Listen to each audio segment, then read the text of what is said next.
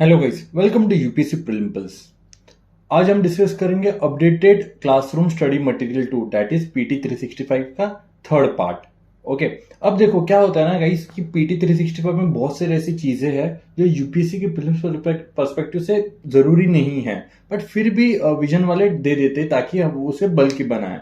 But मैं आज क्या करूंगा, मैं आज आपको वही चीजें बताऊंगा, वही चीजें सिखाऊंगा जो प्रीलिम्स से रिलेटेड है और उसके पर्सपेक्टिव से बहुत इंपॉर्टेंट है। मतलब इधर उधर की चीजें नहीं करेंगे, सिर्फ प्रीलिम्स पर्सपेक्टिव से करेंगे। ओके, क्योंकि अभी इतने साल से पीटी पढ़ने का जो एक्सपीरियंस है वो शायद आपके साथ शेयर करना चाहिए, क्योंकि ये टाइम नहीं है आपको कि पूरी की पूरी पीटी पढ़ने के लिए। ओके, तो कौन सी इंपॉर्टेंट चीजें हैं मैं सिर्फ आपको वही बताऊंगा। मैंने हाईलाइट करके रखी है वो चीजें, हम बस उसी के बारे में डिस्कस करेंगे। ओके, तो चलो स्टार्ट करते हैं कि पीटी 365। ओके, तो सबसे पहले पीटी 365 अप्रैल 2024 से लेके मई 15 तक का जो भी कवर है। ओके, देन अब जैसे हर एक पीटी होती है, यहाँ पे पॉलिटी कवर्ड है, देन पॉलिटी के बाद international relation, then economy, economy के बाद एनवायरमेंट। ओके, एनवायरमेंट के बाद social issues, science and tech, culture वगैरह, ये सारे कवर्ड है। तो हम लोग एक एक करके स्टार्ट करते हैं। तो सबसे पहले स्टार्ट करेंगे पॉलिटी से रिलेटेड। ओके, तो पॉलिटी, तो सबसे पहले आगे फिजिकल फेडरलिज्म। फिजिकल फेडरलिज्म मतलब कि फाइनेंशियल फेडरलिज्म से रिलेटेड होता है। तो बेसिकली इसमें कुछ ज्यादा पढ़ने जैसा नहीं है, बट आपको ये याद रखना जरूरी है कि सोर्सेज ऑफ स्टेट रेवेन्यू, मतलब एक स्टेट के पास पैसा कहाँ कहाँ से आता है। तो एक तो आता है टैक्स रेवेन्यू, देन उसके बाद नॉन टैक्स रेवेन्यू, और तीसरा आता है grant from union government. Okay, तो सबसे ज्यादा इंपॉर्टेंट यही है, ग्रांट फ्रॉम यूनियन गवर्नमेंट। तो डिजास्टर रिलीफ ग्रांट आती है, ग्रांट फॉर लोकल बॉडीज आती है, और रेवेन्यू डेफिसिट ग्रांट। ये तीन ग्रांट्स आपको याद रखनी है। देन उसके बाद non tax revenue. Non tax revenue में क्या, dividend and profit from PSC, मतलब पब्लिक सेक्टर एंटरप्राइजेस से जो भी प्रॉफिट आता है वो। Then free for administrative services, मतलब जो गवर्नमेंट है, स्टेट गवर्नमेंट जो भी सर्विस प्रोवाइड करती है उसके लिए जो यूजर चार्ज जो पैसे लेते हैं उसको बोलते हैं administrative services. Then states own tax revenue, जैसे कि taxes on income, taxes on property, capital transaction and tax devolution from the centre. जैसे 41% वर्टिकल डिवोल्यूशन है। ओके, तो उसमें से हर एक स्टेट को 41% में से कुछ हिस्सा मिलता है। तो वही हो गया कि tax devolution from the centre. Okay, तो ये सोर्सेस ऑफ स्टेट फंड बहुत इंपॉर्टेंट है। देन इसके बाद डायरेक्टली आपको डिस्ट्रीब्यूशन ऑफ रेवेन्यू, ठीक है, ये बहुत जरूरी है, ग्रांट इन नेट्स। अब दो ग्रांट से नेट्स होते हैं, एक स्टैट्यूटरी ग्रांट एंड एक डिस्क्रिशनरी ग्रांट। ओके, आपको इसका आर्टिकल नंबर याद रखना है कि स्टैट्यूटरी ग्रांट है वो आर्टिकल 275 से रिलेटेड है। ओके, और ये पार्लियामेंट डिसाइड करता है कि किसे देनी है। ओके, और ये स्टेट टू स्टेट डिफर करेगा।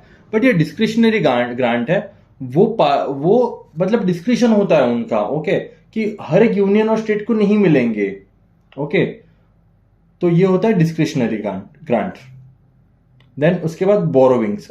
गाइस ये बहुत इंपॉर्टेंट है, बोरोविंग्स। आर्टिकल 292 बोरोइंग के बारे में बात करता है। तो आर्टिकल 292 यूनियन बोरोइंग के बारे में बात करता है कि जो यूनियन गवर्नमेंट है वो विद इन कंट्री और आउटसाइड कंट्री बोरो कर सकते हैं, आर्टिकल 292। एंड आर्टिकल 293 कहता है कि जो स्टेट गवर्नमेंट है वो सिर्फ विद इन कंट्री ही कर सकता है, वो अब्रॉड से बोरो नहीं कर सकता।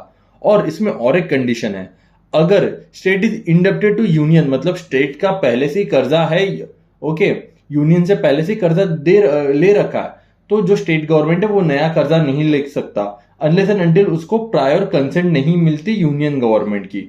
ओके, तो ये आर्टिकल 292 एंड 293 बोलता है। इसके बाद फाइनेंस कमीशन, आर्टिकल 280, बस इतना याद रखो कि finance commission is related to article 280। अब ये नेक्स्ट टॉपिक पे आता है ईवीएम वीवीपैट।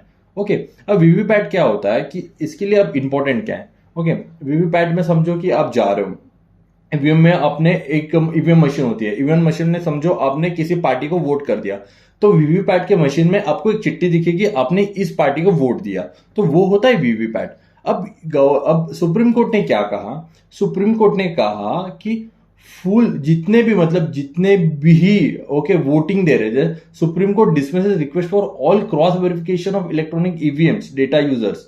ओके, मतलब हर एक जो बंदा वोट दे रहा है उसका क्रॉस वेरिफिकेशन नहीं कर सकते, बस आपको इतना ही जरूरी है वीवीपैट में। ओके, जैसे कि वीवीपैट के बारे में बेसिक देखेंगे, it allow voter to verify the vote as a casted intended. Okay, तो ये जरूरी नहीं है। देन हाँ, वीवीपैट सबसे पहले गोवा में स्टार्ट किया था। ओके, एंड 2019 के बाद हम लोग जनरल इलेक्शन 2019 में स्टार्ट किया था।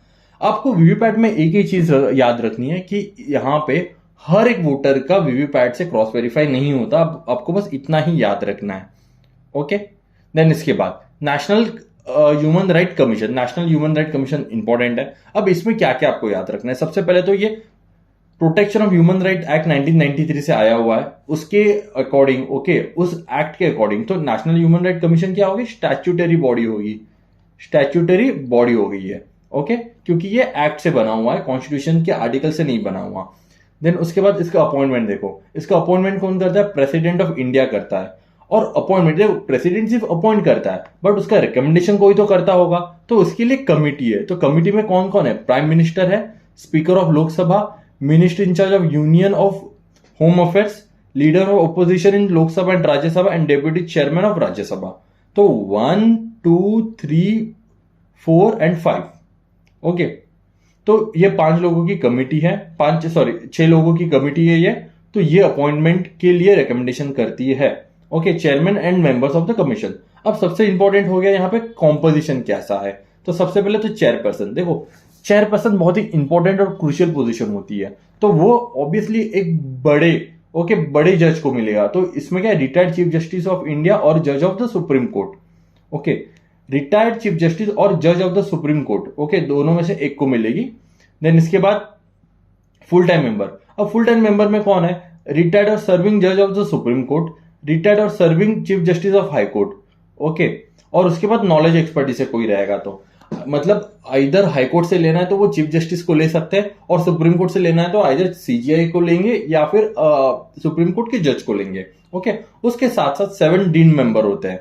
मतलब कौन से? Chairperson of national commission for minorities, national commission for backward classes, schedule caste, schedule tribe, national commission for protection of children rights, national commission for women and chief commissioner of person with disability. तो ये सारे 7 members होते हैं। तो ये हो गया इसका composition.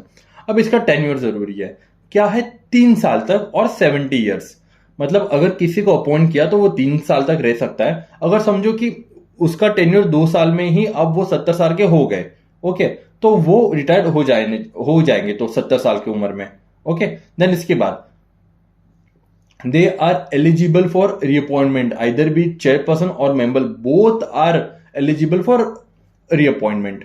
Okay, then by order of the president, ground proved misbehavior or incompetency, मतलब उसको कैसे निकाल सकते हैं? ओके, जो भी चेयरपर्सन या फिर मेंबर होगा वो प्रेसिडेंट के ऑर्डर से निकलेगा on the ground of proved misbehaviour और incapacity after consultation with the supreme court. ऐसा नहीं कि प्रेसिडेंट को लगा तो लगा, पहले वो सुप्रीम कोर्ट के पास जाएगा और सुप्रीम कोर्ट बोलेगा हाँ प्रूव्ड मिसबिहेवियर है और इनकैपेसिटी है, तो उसके बाद प्रेसिडेंट ऑर्डर बनाएगा। ओके, देन इनके बाद सिविल कोर्ट की पावर होती है। इसके बाद सबसे ज्यादा इंपॉर्टेंट है लिमिटेशन का इंपॉर्टेंट है। They cannot investigate if the complaint was more than 1 year after the incident। मतलब 1 साल बाद अगर वो कंप्लेंट कर दे, ठीक है, इंसिडेंट के 1 साल बाद, तो ऑब्वियसली वो इन्वेस्टिगेट नहीं कर सकते।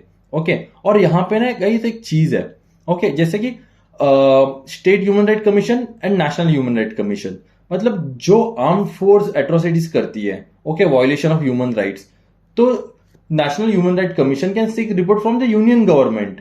ओके, बट स्टेट गवर्नमेंट ऐसा नहीं कर सकती। They cannot call for the information from the union government, मतलब यूनियन गवर्नमेंट से वो इंफॉर्मेशन नहीं ले सकती। On the other side national human right commission ले सकती है।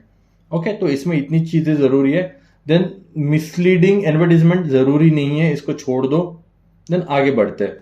आगे क्या है? नेक्स्ट है important news related to elections. Okay, इसमें ज्यादा इंपॉर्टेंट चीजें नहीं है, जो इंपॉर्टेंट चीजें मैं वही बताऊंगा, वही करने की जरूरत है। सब कुछ करने की यहाँ पे जरूरत है नहीं वैसे। ओके, तो सबसे पहले आपको यह देखना है कि it is not necessary that a candidate declare every item of movable properties. मतलब अगर कोई कैंडिडेट अपीयर हो रहा है इलेक्शन के लिए तो उसको नेसेसरी नहीं है कि अपने मूवेबल एसेट, तो मूवेबल एसेट में क्या आता है? क्लोथिंग्स आते हैं, शूज आते हैं, क्रॉकरीज आते हैं, स्टेशनरीज एंड फर्नीचर। बस इसमें इतना ही जरूरी है। Then home voting, home voting क्या आप घर से वोट कर सकते हैं। तो पॉइंट ये है कि कौन कौन कर सकता है, ज्यादातर यूपीएससी यही पूछेगा। तो कौन है कि person with disability with meeting 40% of benchmark disability. तो यूपीएससी क्या करेगा यहाँ पे, यूपीएससी बोलेगा पर्सन विद डिसेबिलिटीज। ओके, अगर पर्सन विद डिसेबिलिटीज बोला तो ओके ओके, बट यहाँ पे अगर पर्सन विद डिसेबिलिटी तो 10% बोला, 20% बोला, या फिर एनी नंबर बोला तो नहीं, तो गलत है। ओके, तो 40% याद रखो। एंड ऑल सीनियर सिटीजन, तो यूपीएससी क्या करेगा, ऑल सीनियर सिटीजन बोलेगा। तो ऑल सीनियर सिटीजन नहीं है कि 85 तक ही है, आपको बस इतनी चीजें याद रखनी है होम वोटिंग से रिलेटेड। देन रीपोलिंग, रीपोलिंग मतलब क्या हो रहा है कि वापस पोलो, जैसे कि देखो election commission of India repolling for ongoing Lok Sabha election in various. Okay, जैसे पहले पोलिंग हो चुकी है बट वापस रीपोलिंग कर रहा है, तो इलेक्शन कमीशन ऐसे कर सकती है। तो कौन से अंडर एक्ट के अंडर, आरपी एक्ट 1951, और उसके कुछ सर्कमस्टांसेस है कि उसके बाद ही वो रीपोलिंग हो सकती है, जैसे कि नेचुरल कैलेमिटीज या फिर वायलेंस हुआ रहेगा, डैमेज और destruction of voting machines, countermanding of election on account of booth capturing, and on account of death of candidate registered political party national और state। अब यूपीएससी क्या करेगा यहाँ पे, यूपीएससी बोलेगा कि डेथ ऑफ कैंडिडेट बोलेगा, तो ओनली डेट ऑफ कैंडिडेट नहीं है ना, रिकॉग्नाइज पॉलिटिकल पार्टी भी होनी चाहिए। ओके, तो ये इंपॉर्टेंट है। देन इसके बाद right to contest election, right to vote prisoner. Okay, तो इसमें भी इतना कुछ नहीं है, फिर भी एक बार पढ़ लेते हैं। Convicted person sentence to imprisonment for 2 years can not contest election. Okay, but एक टाइम तक होता है। Such person shall be continue to disqualify further 6 years, मतलब 2 साल अगर वो कन्विक्ट हो गया, ओके, 2 साल की इम्प्रिजनमेंट के लिए, तो वो 2 साल प्लस 6 साल, ओके, यहां तक वो इलेक्शन नहीं लड़ सकता। Even if the convicted person on bail they can not contest elections. Okay, तो ये यहाँ पे इंपॉर्टेंट है। A person confined in the prison cannot vote, it is applicable to person under sentence of imprisonment और transportation और in a lawful custody of a police. मतलब जैसे समझो कि अगर कोई कैंडिडेट है, ओके, कोई इंसान है, वो जेल में है और वो कन्विक्ट नहीं हुआ है, तो वो इलेक्शन के लिए खड़ा हो सकता है। ओके, बट कोई पर्सन है और वो जेल में है, ओके, तो वो वोट नहीं कर सकता अनलेस एंड अनटिल वो प्रिवेंटिव डिटेंशन में है। अगर वो प्रिवेंटिव डिटेंशन में है तो वो वोट कर सकता है, बट अगर वो प्रिवेंटिव डिटेंशन में नहीं है तो वो बंदा वोट नहीं कर सकता, बट बंदा इलेक्शन लड़ सकता है। ओके, ये बहुत बड़ी आयरनी है, बट ठीक है। देन आगे क्यूरेटिव पिटीशन, समझो कि सुप्रीम कोर्ट ने कोई फैसला दे दिया। ओके, अब सुप्रीम कोर्ट के फैसला के आगे कौन जा सकता है, obviously it is the highest court of ये है इंडिया में।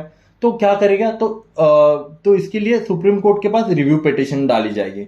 तो रिव्यू पिटीशन भी रिजेक्ट होगी तो क्या करेंगे, तो रिव्यू पिटीशन भी रिजेक्ट होगी तो क्यूरेटिव पिटीशन डाली जाएगी। ओके, तो क्यूरेटिव पिटीशन कब कब डाली जाएगी ये याद रखिए। Okay, violation of principle of natural justice, question on bias against the presiding जज and abuse of the process of the court, ये 3 चीजें अगर होगी तो ही क्यूरेटिव पिटीशन डाली जाएगी। ओके, बस आपको इतना ही याद रखना है। Okay, then doctrine of harmonious construction. Okay, ये इंपॉर्टेंट है नहीं इतना, फिर भी एक बार पढ़ लेते हैं। कॉन्फ्लिक्ट बिटवीन डिफरेंट स्टेटस, देखो समझो कि कुछ इशू आ गया। ओके, 2 लॉ है या फिर 2 अलग अलग स्टैच्यूज है। ओके, तो दोनों एक दूसरे को कॉन्ट्राडिक्ट कर रहे हैं, तो हार्मोनियस कंस्ट्रक्शन ऐसा होना चाहिए कि एक के ऊपर दूसरा, मतलब एक के ऊपर दूसरा अपना इंपॉर्टेंस नहीं दिखाना चाहिए, और वो एक स्मूथली दोनों के बीच में इंटरप्रेट करना चाहिए। ओके, तो ये होता है। तो conflict between different statutes and different status, in such circumstance courts try to interpret them in a way that they make work together smoothly instead of declaring one over another, मतलब कोई बड़ा नहीं है कोई छोटा नहीं है, दोनों भी सेम रहेंगे। ओके, तो वो होते हैं doctrine of harmonious construction. Okay guys, then polity यहां पे खत्म हो गया। देन आते हैं इंटरनेशनल रिलेशन पे। अब सबसे बड़ा पॉइंट है ऑकस। तो यूपीएससी क्या करेगी, सबसे ज्यादा बोलेगी ऑकस के मेंबर्स बताओ, उसके बाद ऑकस के ऑब्जेक्टिव्स बताओ। इसके बाद यूपीएससी नहीं जाएगी, तो हमें भी ऑकस के मेंबर्स पता होने चाहिए। तो ऑकस के मेंबर्स गाइस कौन कौन है, ऑस्ट्रेलिया, यूके एंड यूएस। और उनके ऑब्जेक्टिव्स क्या है, ओके, उनके देखो 2 पिलर्स है। एक तो है कन्वेंशनल आर्म्ड न्यूक्लियर पावर्ड, देखो न्यूक्लियर पावर सबमरीन है। ओके, न्यूक्लियर बेस्ट सबमरीन नहीं है कि उसके ऊपर न्यूक्लियर सबमरीन के ऊपर न्यूक्लियर वॉरहेड लगा दिया, न्यूक्लियर पावर्ड है। ओके, न्यूक्लियर पावर्ड सबमरीन, ये याद रखो, मैं बार बार बोल रहा हूँ क्योंकि ये बहुत इंपॉर्टेंट है। देन इसके बाद एडवांस कैपेबिलिटी डेवलपमेंट, मतलब उनके पास जो भी टेक्नोलॉजी है वो शेयर करेंगे। ओके, उसके बाद इसमें लीगली बाइंडिंग है ये। ओके, ऑकस जो है इनकी ट्रीटी जो लीगली बाइंडिंग है। ओके, बस इतना ही है इसमें ऑकस में, एक तो मेंबर, एक तो उसके दो पिलर, और ये लीगली बाइंडिंग है। अब इसके बाद देखो कॉर्ड्स के बारे में भी थोड़ा ज्यादा वो देख लेते हैं कि कॉर्ड है क्या। देखो कॉर्ड किसके लिए है, सबसे पहले it is a grouping of US, Australia, India and Japan, okay, which commit for a free, open and prosperous inclusive Indo Pacific region. अगर कॉर्ड के बारे में आया तो इंडो पैसिफिक रीजन आता है। ओके, तो ये इंपॉर्टेंट है इसमें। तो चलो आगे बढ़ते हैं। तो यूएन मेंबर प्रोसीजरशिप इतना इंपॉर्टेंट नहीं है। ओके, ये United nation conference of trade and development, उसका नाम चेंज करके रख दिया United Nation trade and development. Okay, बस इतना ही इंपॉर्टेंट है, इसमें और कुछ नहीं है। Guys, very important topic, very important topic, Eurasian economic union. UPSC मेरे ख्याल से अगर इसके ऊपर इस बार क्वेश्चन पूछेगा, क्योंकि हम लोग बहुत टाइम से ट्राई कर रहे हैं कि इनके साथ फ्री ट्रेड एग्रीमेंट साइन कर दे, बट अभी ये टॉक्स चल रही है तो इसकी वजह से इंपॉर्टेंट है। तो इसमें क्या इंपॉर्टेंट है कि यूरेशियन इकोनॉमिक यूनियन के मेंबर्स कौन कौन है। ओके, तो मेंबर कौन कौन है, Armenia, Belarus, Kazakhstan, Kyrgyzstan and Russia. Armenia, Belarus, Kazakhstan, Kyrgyzstan and Russia, ये है पांच मेंबर, बस इतना याद रखो यूरेशियन इकोनॉमिक यूनियन में। ओके, बस और कुछ नहीं। Then initiative for prevention of crime against peace keepers. देखो अब ये पीस कीपर्स क्या होते हैं वो देखो। ओके, एंड ये ब्लू हेलमेट्स, जैसे यूपीएससी पूछेगा कि recently blue helmets, term blue helmets in the news, उसके बारे में बताओ। तो क्या है ब्लू हेलमेट्स, क्या है, पीस कीपर्स है। ओके, और यूएन पीस कीपिंग फोर्स का पार्ट है वो। बस इतना ही है ब्लू हेलमेट से related. Then places in news guys, important है प्लेसेस इन न्यूज। हम लोग क्या देखेंगे, उज्बेकिस्तान।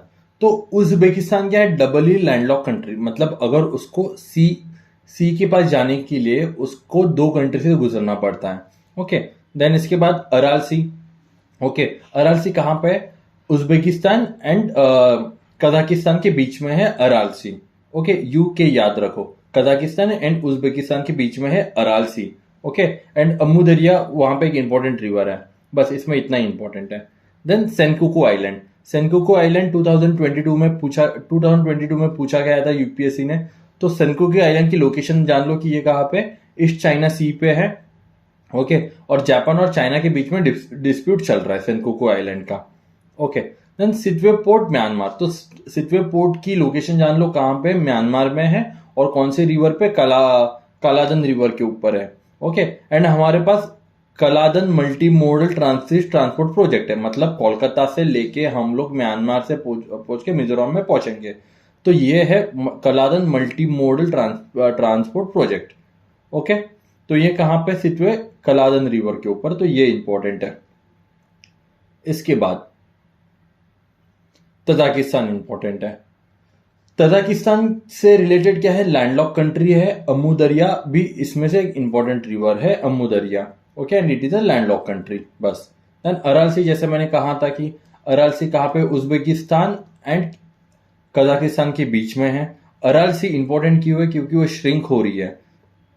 तो इसके साथ साथ और कौन सी लेक से जो श्रिंक हो रही है, लेक उर्मिया कहाँ पे है, ईरान में है, एंड लेक हामून, ओके, कहाँ पे, ईरान और अफगानिस्तान के बॉर्डर पे है। Lake Urmia, lake Hamun and Aral lake तीनों भी श्रिंक हो रही है।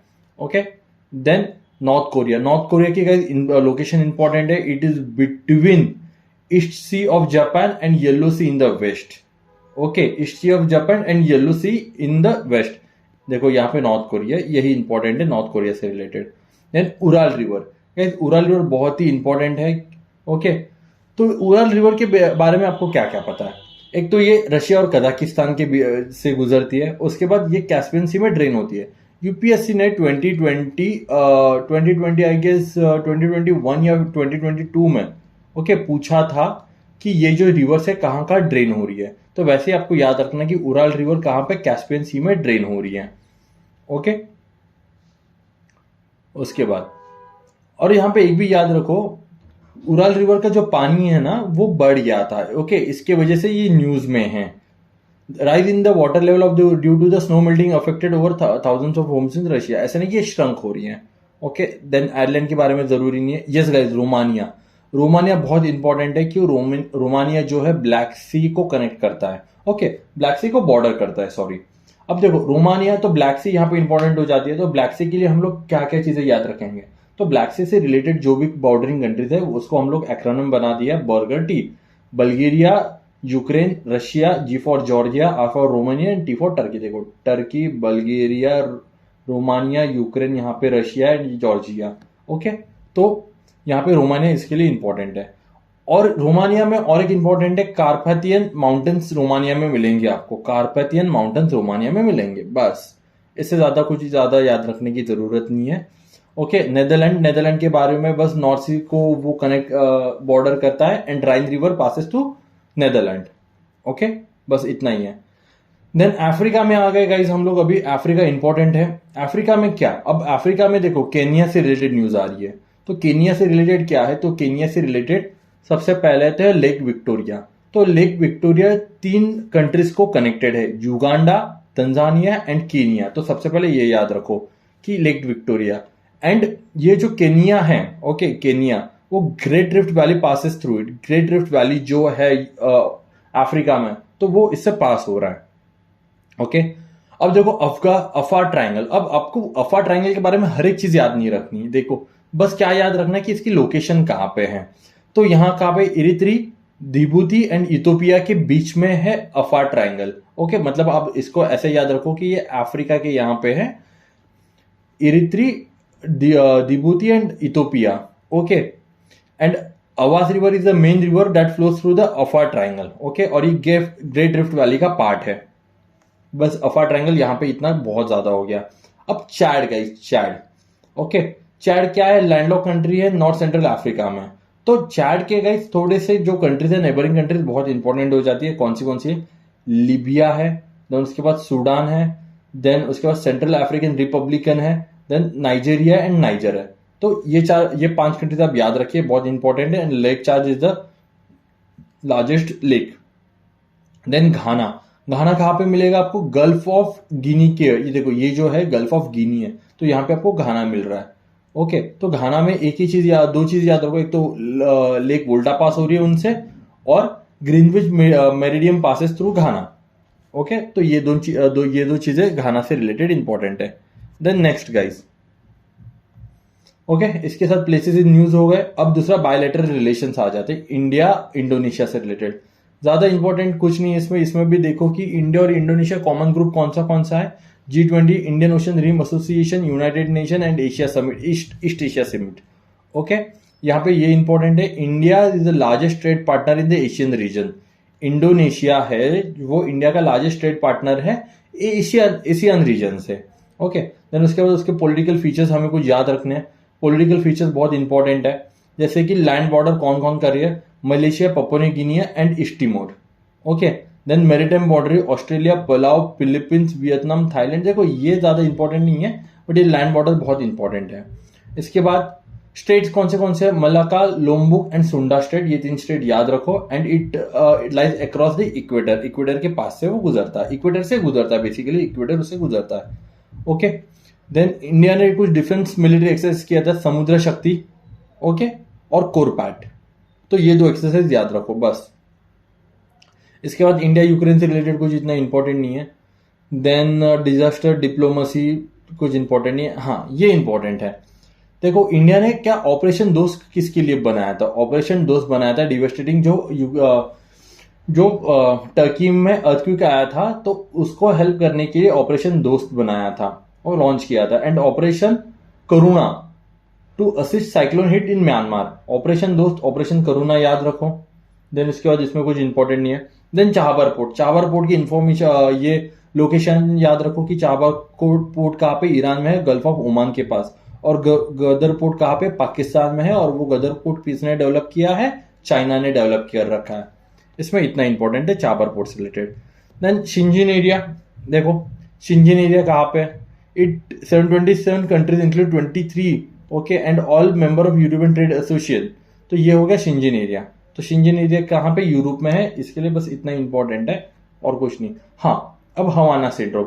अब यूपीएससी पूछेगा कि recently seen in the news Havana syndrome के बारे में बताओ। तो हवाना सिंड्रोम क्या है? बेसिकली एक मेंटल सिम्टम्स है। ओके, वहां पे लोगों को क्या होता है, they hear certain noise without outside noise, nausea, vertigo, headaches, memory loss and balance issue.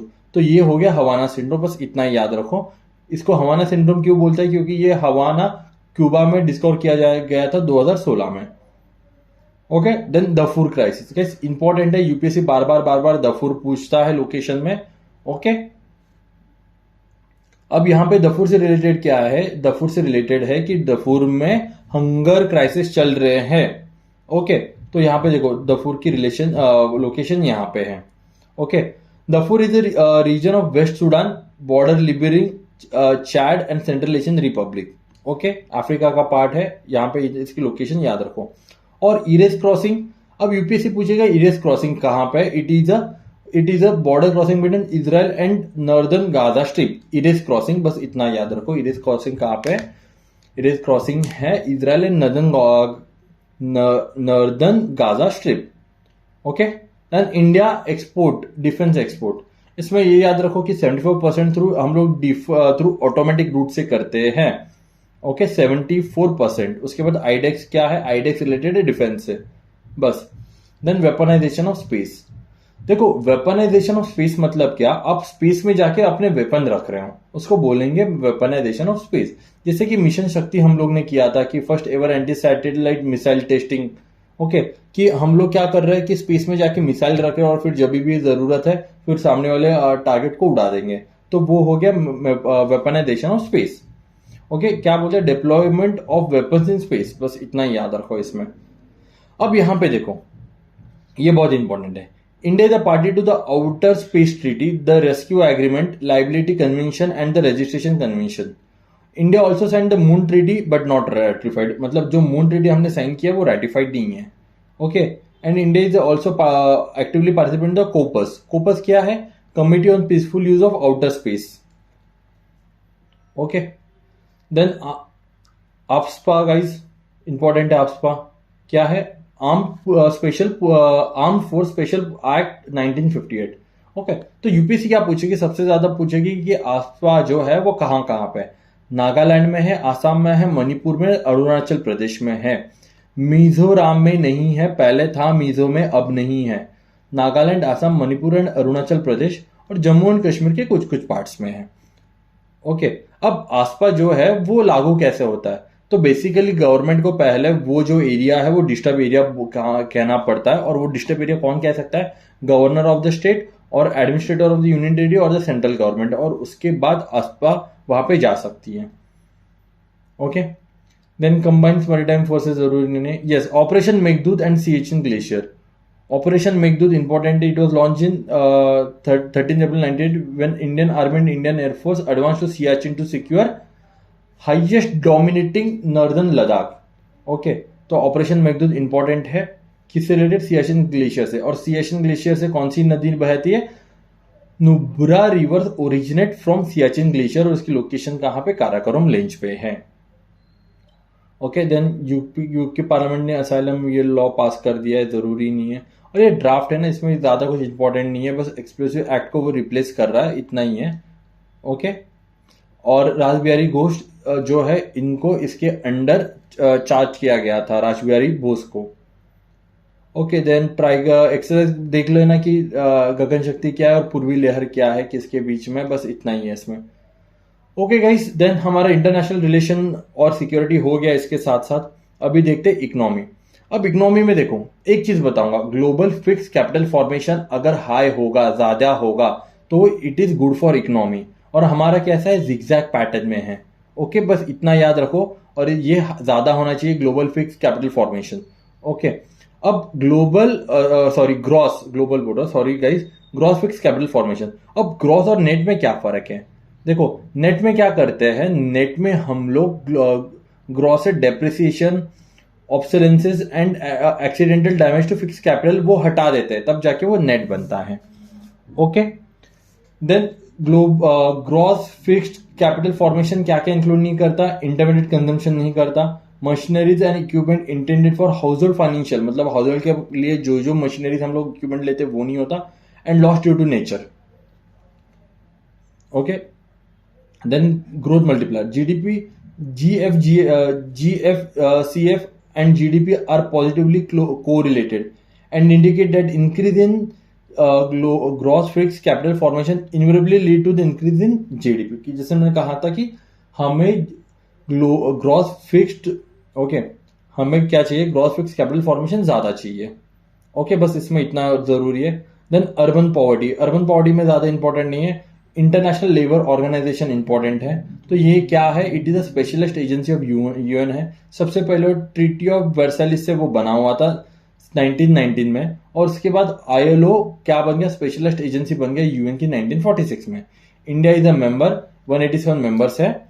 Okay, और उसके साथ साथ इंपॉर्टेंट कौन से, global wage report, world employment and social outlook and social protection report ये लॉन्च करता है, तो ये इंपॉर्टेंट है।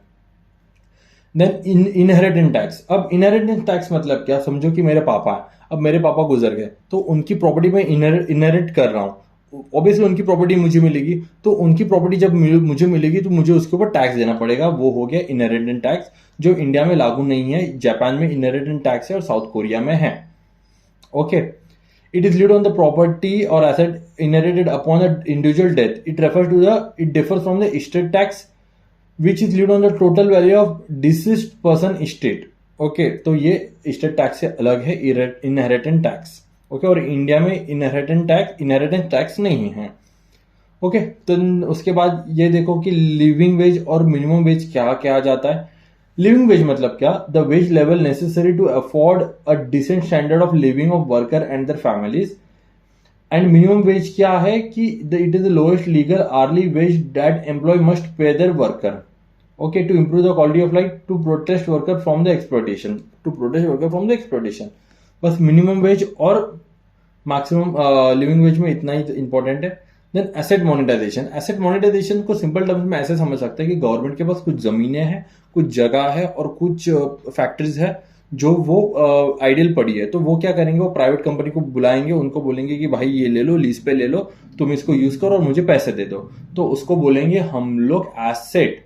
Okay, asset monetisation, it involve leasing and lease of government own property to private entities for specific period. Okay, तो हम लोग ने क्या क्या इनिशिएटिव्स ले रखे हैं, national monetisation pipeline, dedicated flight corridors. Okay, asset monetisation dashboard, तो ये सारे हैं एसेट मोनेटाइजेशन से related. Then asset reconstruction companies,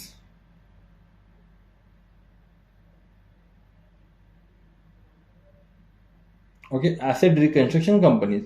अब इसमें क्या है, एसेट रिकंस्ट्रक्शन कंपनीज मतलब समझो कि बैंक के पास कुछ बैड लोन्स है एनपीए है, तो वो एक एसेट रिकंस्ट्रक्शन कंपनी है, वो उनसे वो लोन खरीद लेगी और वो डिस्पोज करने का ट्राई करेगी। ओके, और ये कौन से अंडर के एक्ट के अंडर बनता है, सरफराजी एक्ट 2002 से रिलेटेड, एंड कौन रेगुलेट करता है, आरबीआई रेगुलेट करता है। ओके, और based on the ownership it can be public private और पब्लिक प्राइवेट पार्टनरशिप। ओके, और इसके एग्जांपल क्या है, national asset reconstruction company and India डेब्ट रिजोल्यूशन कंपनी। ओके, इसके बाद ठीक है, इतना कुछ इंपॉर्टेंट नहीं है। Then advance pricing agreement, advance pricing agreement को कौन ओवरसी करता है, कौन देखता है, central board of direct taxes देखता है, इसमें यही इंपॉर्टेंट है। एक बार आप ट्रांसफर प्राइसिंग देख लोगे, it is the price of goods and services exchange between company that are under common ownership and control. Okay, तो ये हो गया ट्रांसफर प्राइसिंग मतलब क्या। Okay, then arm length principle of pricing, arm length principle of pricing, the principle states that the prices agreed in the transaction between the related parties must be in the same price agreed in the comparable transaction between two unrelated parties। तो बस इतना ये देख लो, इतना इसमें कुछ important नहीं है। Central bureau of direct asset statutory body है, मिनिस्ट्री ऑफ फाइनेंस के अंडर आती है, और यहाँ पे is consist of a chairman and 6 members. Okay, then इसके बाद डबल टैक्सेशन अवॉइडेंस एग्रीमेंट, जैसे कि समझो कि मॉरिशियस है, अब मॉरिशियस में आपका बिजनेस कर रहे हो, मतलब आप मॉरिशियस में भी टैक्स भरोगे और इंडिया में भी टैक्स भरोगे, तो वो अवॉइड करने के लिए यूपी गवर्नमेंट ने डबल टैक्स अवॉइडेंस एग्रीमेंट लेके आ गया था, मतलब हमें एक ही जगह पे टैक्स भरना पड़ेगा। Okay. And base erosion, profit sharing, जो कि टैक्स चोरी के लिए यूज किया जाता है। Okay, then crowdfunding. Guys crowdfunding important topic है। देखो क्राउड फंडिंग हो रहा है तो उसको ओवरसीज कौन करेगा, रेगुलेट कौन करेगा, सेबी करेगा, बस इतना इंपॉर्टेंट रखो। Okay. And crowd funding is जो भी है मतलब छोटे छोटे इन्वेस्टर से पैसा लेंगे और उसके बाद अपना कंपनी चलाएंगे। तो टाइप्स ऑफ क्राउड फंडिंग याद रखो, social lending, then reward crowdfunding, peer to peer lending and equity crowdfunding. Okay, तो ये इंपॉर्टेंट है इसमें बस। Then key development and finances, capital deposit ratio, मतलब क्या, it is a ratio that how much bank lend out of the deposit mobilise, मतलब bank के पास जितने पैसे है उसमें से वो कितने रेंट लेंड कर रही है बाकियों को। ओके। देन इसके बाद सोर्सेज, स्कोर्स 2.0 किससे रिलेटेड है, सेबी से रिलेटेड है, बस इतना याद रखो, कंप्लेंट रिड्रेसल सिस्टम। देन इसके बाद कंपल्सरी कन्वर्टेबल डिबेंचर्स, मतलब क्या, समझो कि मैंने सबसे पहले ये ले लिया, बॉन्ड्स ले लिया, और बॉन्ड्स को वो मैं कन्वर्ट करूंगा इक्विटी में, उसको बोलते हैं कंपल्सरी कन्वर्टेबल डिबेंचर। ओके, वो एक हाइब्रिड टाइप की सिक्योरिटी होती है।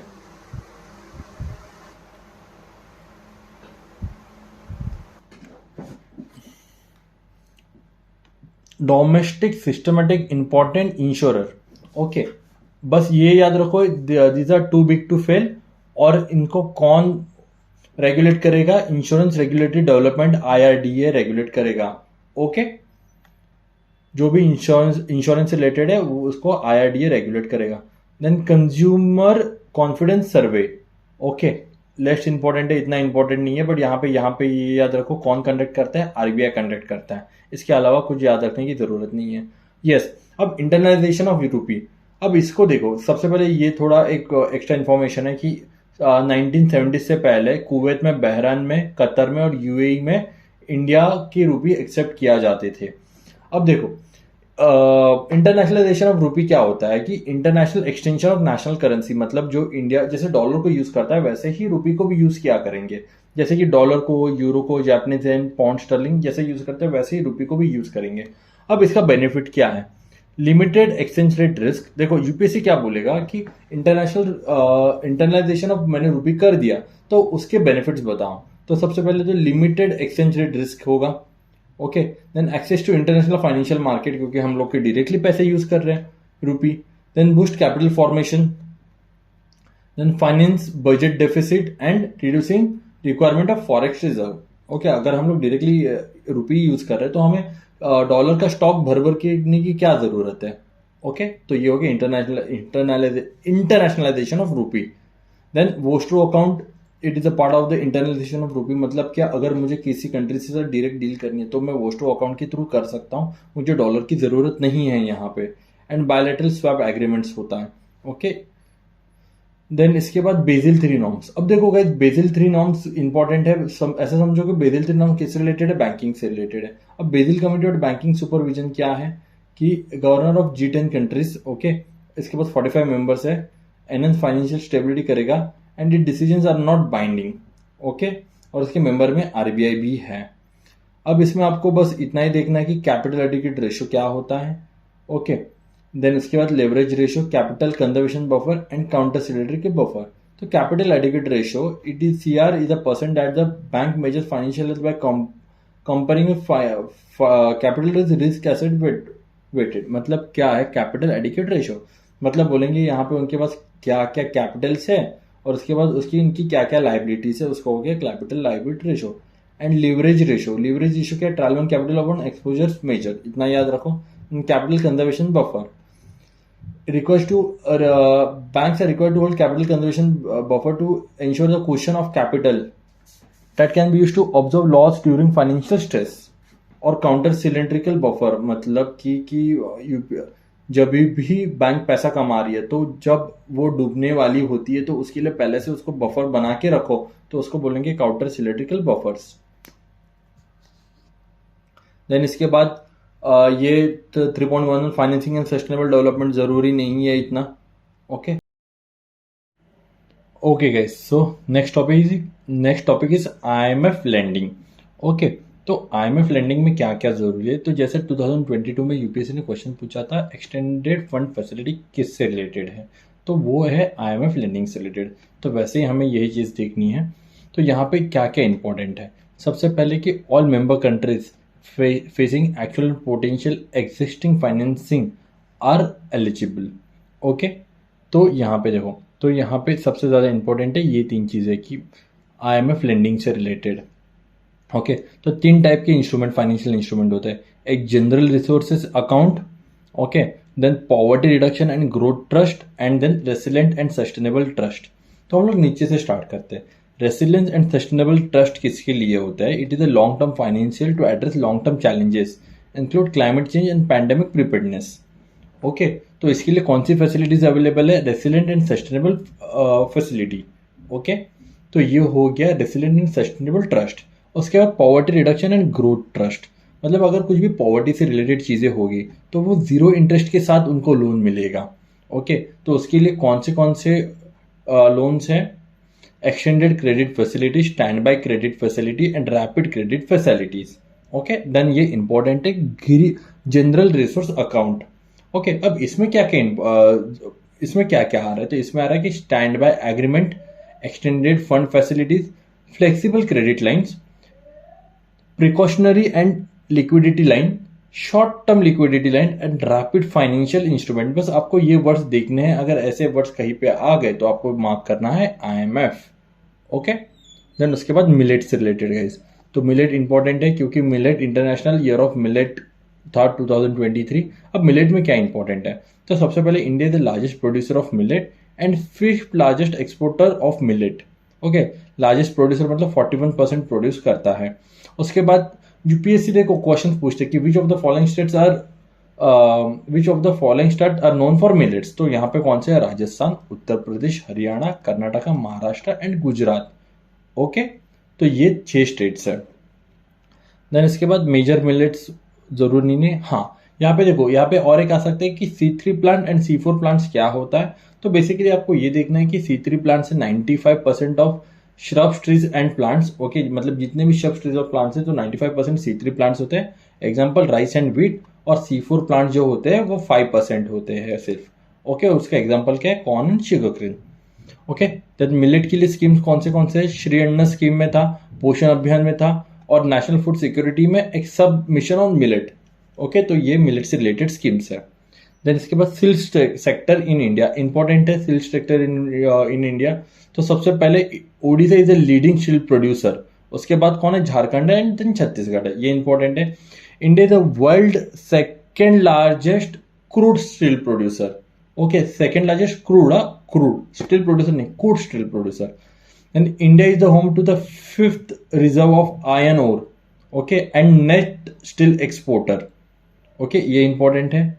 और जो demand of the coking coal जो है हम लोग इंपोर्ट से मोस्टली फील करते हैं। ओके, कुकिंग कोल जो है हमारी वो इंपोर्ट से हम लोग ज़्यादा इंपोर्ट करते हैं। देन इसके बाद 1/3 okay, and 100% FDI steel industry में है। Okay, 100% FDI through automatic route allow in the Indian steel sector. तो उसके बाद गाइस सबसे बहुत इंपॉर्टेंट है ग्रीन स्टील क्या होता है। तो ग्रीन स्टील क्या होता है कि ग्रीन स्टील में बेसिकली जो हम लोग एनर्जी यूज कर रहे हैं वो हाइड्रोजन की होती है फ्रॉम रिन्यूएबल एनर्जी। ओके, तो ये हो गया ग्रीन स्टील, मतलब जो भी हम लोग एनर्जी यूज कर रहे हैं वो रिन्यूएबल एनर्जी से होगा। देन उसके बाद स्टेनलेस स्टील। स्टेनलेस स्टील में क्या करते हैं हम लोग? क्रोमियम यूज करते हैं ताकि उसको कोरोजन ना हो, जंग ना लगे। Then tool steel. Tool steel में हम लोग अलग अलग मटेरियल यूज करते हैं। तो इसमें टंगस्टन करते हैं, वेनेडियम करते हैं, which are the critical minerals.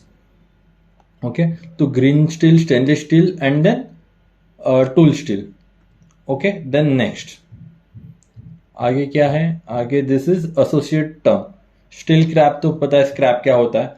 Then steel slag, it is a by product during the separation of molten steel from the impurities in steel making furnace. Okay, ये हो गया स्टील स्टैग। और वो कहाँ पे यूज होता है? करेक्शन ऑफ सॉइल एसिडिटी, मतलब सॉइल एसिडिटी ज्यादा हो रही है तो हम लोग स्टील स्लैग यूज करेंगे transportation, construction and cement production पे। और पिग आयन मतलब क्रूड आयन होता है, बस इतना याद रखो। Okay, high carbon content make is brittle and less application. उसमें हाई कार्बन कंटेंट होता है पिग आयन में, जो कि क्रूड आयन होता है। ओके, देन इसके साथ then coal sector of India important है। तो कुछ यहाँ पे डेटा बैंक दे रखी है विजन ने, ये थोड़ी इंपॉर्टेंट होती है कि India is the 5th largest global reserve of the coal in India. Second largest consumer of coal, second largest importer of coal, and 50% जो हमारी एनर्जी है वो कोल से आती है। ओके, देन गाइस यहाँ पे ये इंपॉर्टेंट है, anthracite coal, lignite coal and bituminous coal.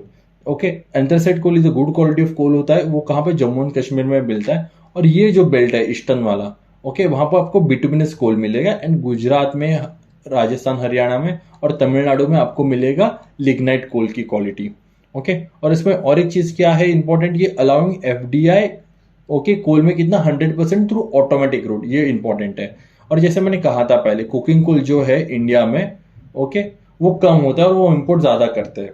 Okay, और कुकिंग जो कोल होता है produce in India has ash content, India में जो कुकिंग कोल प्रोड्यूस होता है उसका ऐश कंटेंट 28 to 42% होता है, और जो हम लोग इंपोर्ट करते हैं उसका लेस देन 10% होता है ash content. Okay, then coal India limited dominance कर रहा है 80% of the countries indigenous coal production and supply को। देन नेक्स्ट है हमारा, okay just a second, okay चलो, नेक्स्ट है index of core industry, core 8 industry. तो कौन सी 8 इंडस्ट्रीज है, fertiliser, cement, natural gas, crude oil, coal, electricity, steel and refinery products. और ये इंडेक्स जो है वो कौन निकालता है, वो निकालता है office of economic adviser, ministry of commerce and industry के अंडर जो होता है। अब गाइस यूपीएससी क्या करता है, ये 8 इंडस्ट्री तो है, उसके नाम भी याद रखो, बट यूपीएससी क्या करता है, बोलता है, पूछ लेगा कि सबसे ज्यादा कौन है, सबसे कम वेटेज किसको है। तो सबसे ज्यादा refinery products, then electricity, steel, coal, crude oil, natural gas, cement and fertilisers को सबसे कम वेटेज है, और सबसे ज्यादा वेटेज रिफाइनरी प्रोडक्ट्स को है। ओके, देन आईआरपीएम फ्रेमवर्क, तो इसमें कुछ ज्यादा याद नहीं रखना। आईपीआर जो राइट्स होते हैं ना, उसको पेटेंट्स को क्या बोलते हैं, जो पेटेंट्स है वो पेटेंट राइट एक्ट के अंडर होता है। तो पेटेंट किस किस के ऊपर पेटेंट लगता है, novel, inventives and having industrial utilities, उसको हम लोग पेटेंट करते हैं। फॉर एग्जांपल, अगर मैंने कोई मशीन बना दी तो मैं उसको पेटेंट करूंगा, और वो टर्म ऑफ प्रोटेक्शन कितना 20 साल के लिए रहेगा। और ट्रेडमार्क, ट्रेडमार्क एक्ट 1999 से बना हुआ है। ब्रांड नेम, लोगो, डिजाइन, बिजनेस और कमर्शियल एंटरप्राइजेस। ओके, मतलब समझो हल्दीराम है, तो हल्दीराम का जो लोगो है वो उसका ट्रेडमार्क है, और वो कितने सालों के लिए, 10 ईयर्स प्लस 10 ईयर्स उसको रिन्यू कर सकते हैं। देन डिजाइन्स, डिजाइन्स क्या है, न्यू एंड ओरिजिनल डिजाइन जो होते हैं वो 15 साल तक हम लोग एक्सटेंड कर सकते हैं। Okay, term of protection. Then copyright, copyright creative artistic, literally मतलब म्यूजिक हो गया, मूवी हो गई, तो वो हो गया कॉपीराइट्स एक्ट के अंडर वो आएगा। ओके, ऑथर के लिए life time plus 60 years. Okay, then producer के लिए 60 ईयर्स एंड परफॉर्मर्स के लिए 50 years. Then geographical indication, geographical indication तो हमें पता है कि क्या होता है। ओके, फॉर एग्जांपल आम को मिलता है, अल्फेंसो मैंगो को मिला हुआ है, कलादन हल्दी को मिला हुआ है, 10 years and can be renewed for 10 years. Then trade secret, trade secret तभी तक कॉन्फिडेंशियल है, तभी तक उनको प्रोटेक्शन मिलेगा जब तक वो कॉन्फिडेंशियल है और अंडर कॉमन लॉ के अंडर आता है। तो बस ये टेबल इसमें इंपॉर्टेंट है, इसमें ज्यादा कुछ इंपॉर्टेंट नहीं है। ओके, तो जैसे हमने पहले भी किया था कि यूएन टैट को हम लोग United Nation trade and development as a rebrand कर रखा है। देन ये सुरक्षा प्लेटफॉर्म, तो आपको बस रखना है कि याद रखना है कि सुरक्षा प्लेटफॉर्म किससे रिलेटेड है, तो सुरक्षा प्रॉब्लम रिलेटेड है, जो सब्सिडीज होती है हॉर्टिकल्चर की उसको डिस्पर्स करने के लिए। Okay, the national investment and infrastructure fund. Okay, तो ये किससे रिलेटेड है, तो यहाँ पे ये जो फंड है वहां पे, ओके, वो सेबी रेगुलेट करेगी, और यहाँ पे इंटरनेशनल और इंडियन इन्वेस्टर भी इन्वेस्ट करेंगे। ओके, बस इसमें इतना इंपॉर्टेंट है। और ये जो इसकी गवर्निंग काउंसिल है उसको हेड कौन करेगा, फाइनेंस मिनिस्टर। ओके, बस इतना इंपॉर्टेंट है। Then FICCI, federation of Indian chambers and commerce of industry, ये नॉट फॉर प्रॉफिट ऑर्गेनाइजेशन है, नॉन गवर्नमेंटेबल। ओके, ये स्टैट्यूटरी बॉडी नहीं है, आपको बस इतना याद रखो इसमें। देन गाइस, इसके साथ साथ हमारा इकोनॉमी भी हो गया, अब बढ़ते हैं एनवायरनमेंट की तरफ। Okay guys, then let's start with our next topic, environment के। गाइस एनवायरनमेंट स्टार्ट करेंगे, ओके, क्लाइमेट चेंज से स्टार्ट होगा। तो फर्स्ट टॉपिक है ग्रीन क्रेडिट रूल। अब यहाँ पे जरूरी क्या है ग्रीन क्रेडिट रूल से रिलेटेड, कुछ ज्यादा जरूरी नहीं है कि ये एक्टिविटीज देखो कि इको रिस्टोरेशन के अंडर, गाइडलाइंस के अंडर क्या क्या आता है। Plantation of shrub, herbs and grasses, in short plantation आता है। Okay, soil and moisture conservation, terracing, okay, and then rain water harvesting. सबसे पहले इसमें एक प्रोविजन न्यू गाइडलाइंस में, okay, the focus of work of plantation on degraded forest area under the green credit rule can be eco restoration of degraded forest, मतलब eco restoration, मतलब ये points हैं, okay, बस इसके बाद और कुछ नहीं है। फिर then number of trees to be planted depend upon the site characteristic and may vary from site condition, ये तो ठीक है, इतना कुछ इसमें इंपॉर्टेंट नहीं है। देन इसके बाद direct air capture and storage, ये इंपॉर्टेंट हो जाता है क्योंकि कार्बन रिस्टोरेशन जो है टॉपिक हमारे पास बहुत इंपॉर्टेंट है। तो सबसे पहले ये जो टेक्नोलॉजी है वो किस लिए है? It is a carbon dioxide removal technology, okay, carbon dioxide remove करता है एयर से, okay, then directly from the atmosphere at any location. देखो गाइस, एनी लोकेशन, ऐसा नहीं कि सिर्फ ट्रॉपिकल में करेगा या फिर टेम्परेट रीजन में करेगा, in any location, okay, air को लेगा, okay, CO2 free air release करेगा, देन उसके बाद जो CO2 होगा वो वहां पे गैस सिलेंडर में इसको फिल करेगा, okay, and CO2 can be permanently store in deep geological formations, okay, मतलब क्या कर रहा है वो, एयर से CO2 निकाल रहा है, सिलेंडर में डाल रहा है एंड सिलेंडर के बाद वो हम डीप जियोलॉजिकल फॉर्मेशंस में उसको सेव कर सकते हैं। तो वैसे ही और सीडीआर टेक्नोलॉजीज क्या क्या है हमारे पास? एफॉरेस्ट्रेशन है, ओके, सॉइल कार्बन सिक्वेस्ट्रेशन है। अभी एफॉरेस्ट्रेशन को हम लोग ग्रीन कार्बन भी तो बोल सकते हैं, ठीक है, ग्रीन कार्बन, देन हमारे पास ब्लू कार्बन, ओके, ये जो है। देन उसके बाद क्या है? एनहांस वेदरिंग, मतलब क्या करेंगे, जो रॉक्स की वेदरिंग होते हैं हम लोग उसको बढ़ाएंगे। उससे क्या होगा, जब रॉक्स वेदर हो जाएंगे तो वो जो मिनरल्स होते हैं वो नेचुरली एब्जॉर्ब करते हैं CO2 को, ओके। देन ओशन बेस्ड होता है, ओके, जिसको ही हम लोग ब्लू कार्बन बोलेंगे। जैसे क्या, ओशन जितना भी कार्बन डाइऑक्साइड एब्जॉर्ब करता है उसको blue carbon. And then bio energy with carbon capture and storage, okay, that's it. उसके बाद ये जरूरी नहीं, climate change centre at network CTCN का इतना इंपॉर्टेंट टॉपिक नहीं है, ओके।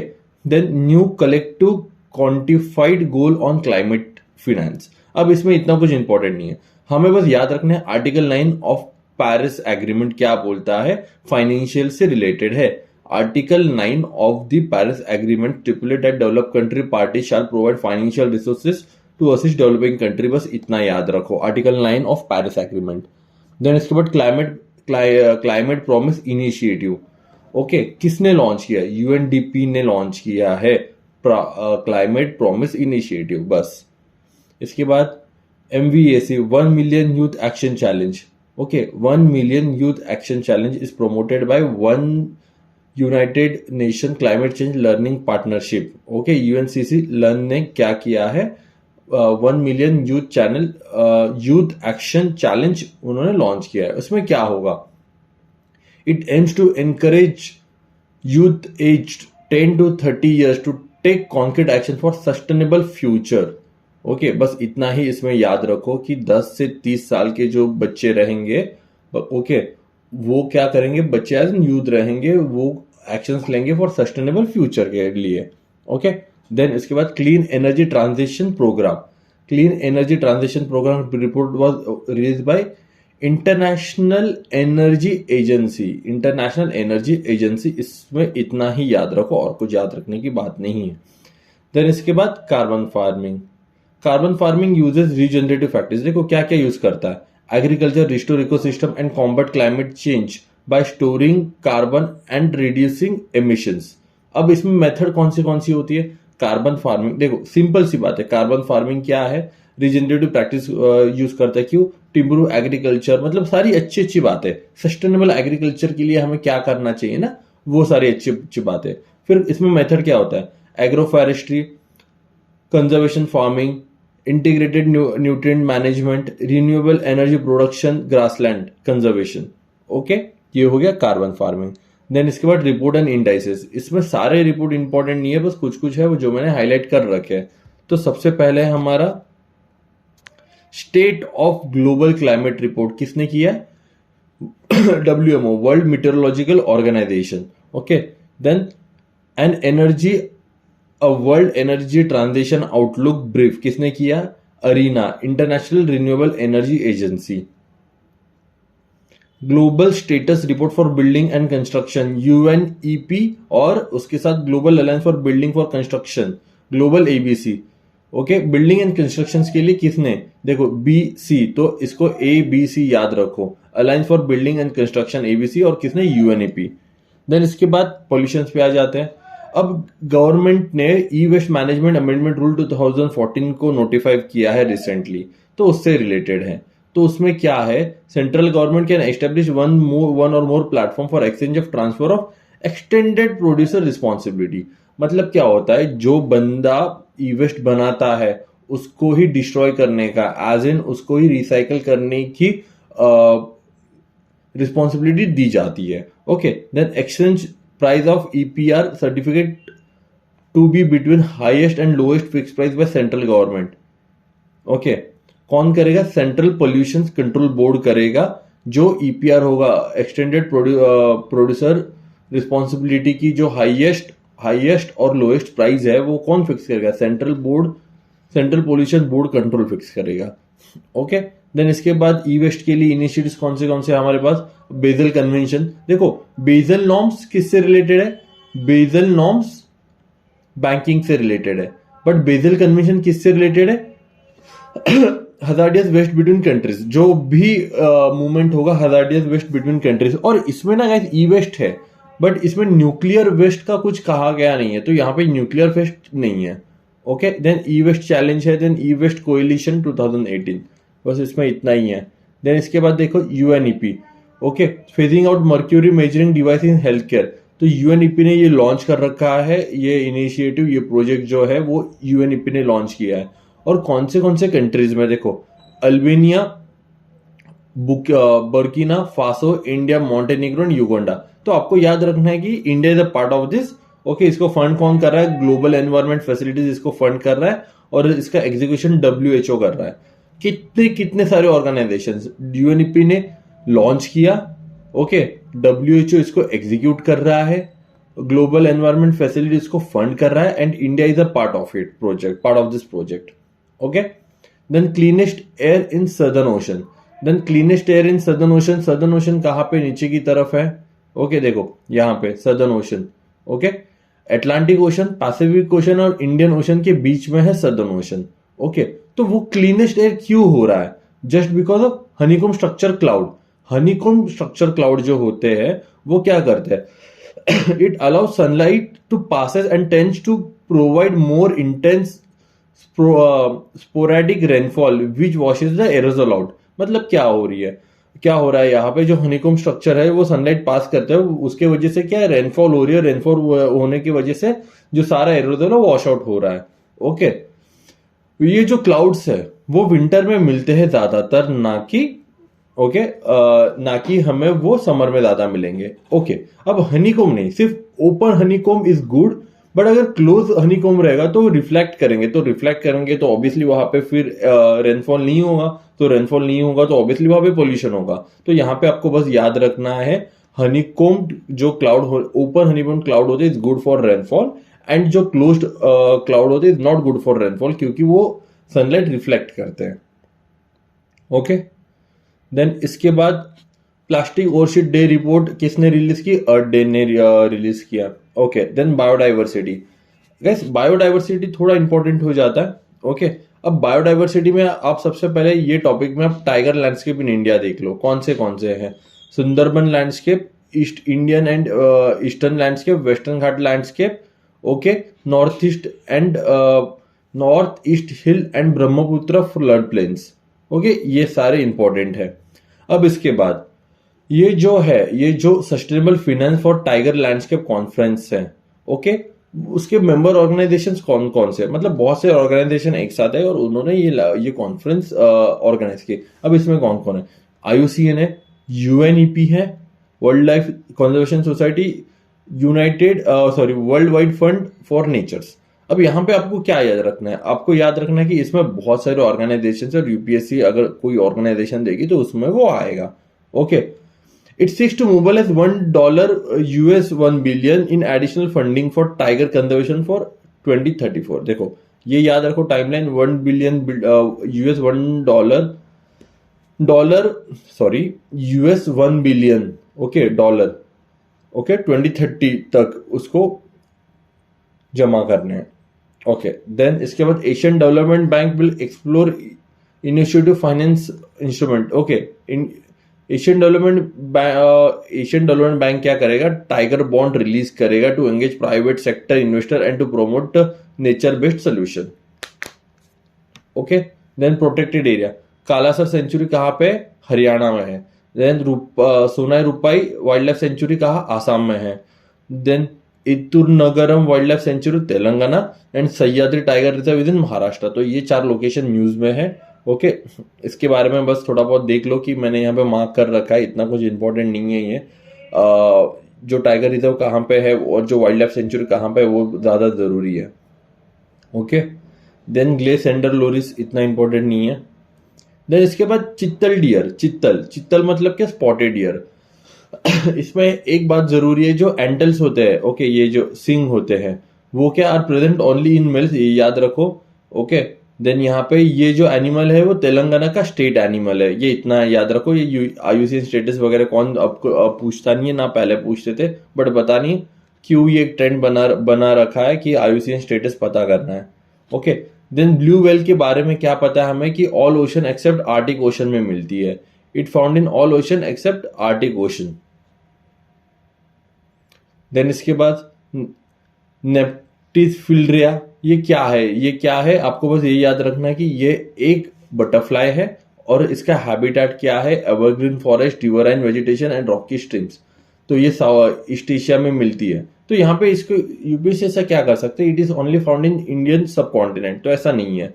ये ईस्ट एशिया में मिलती है, eastern Siberia, Korea, Japan, central and south east Asia में मिलती है। इंडिया में नहीं मिलती ये यहाँ पे, बट यहाँ पे रिसेंटली डिस्कवर कर दिया है अरुणाचल प्रदेश में।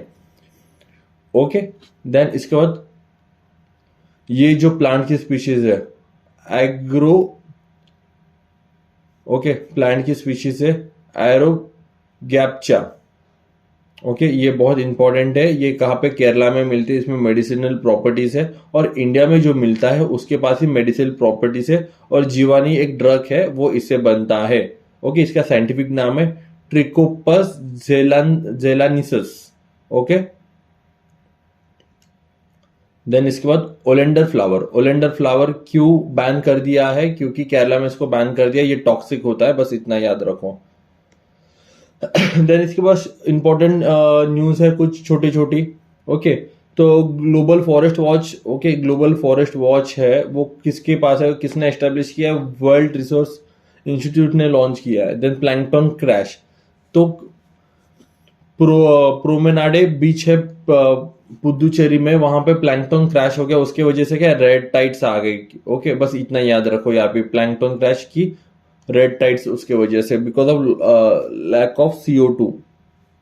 ओके क्या हुआ, plankton crash happens due to lack of nutrient and lack of CO2 in the earlier part of the production cycle, तो उसके वजह से क्या रेड टाइड्स आने लग जाती है। देन गैप लिमिटेशंस मतलब क्या, अब predator can only eat small press while bigger predator can eat big press.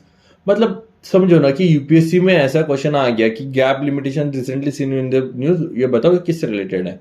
Okay बस छोटा प्रे जो है छोटा एनिमल छोटा प्रे खाता है, बड़ा एनिमल बड़ा प्रे खाएगा, इसमें इतना ही है।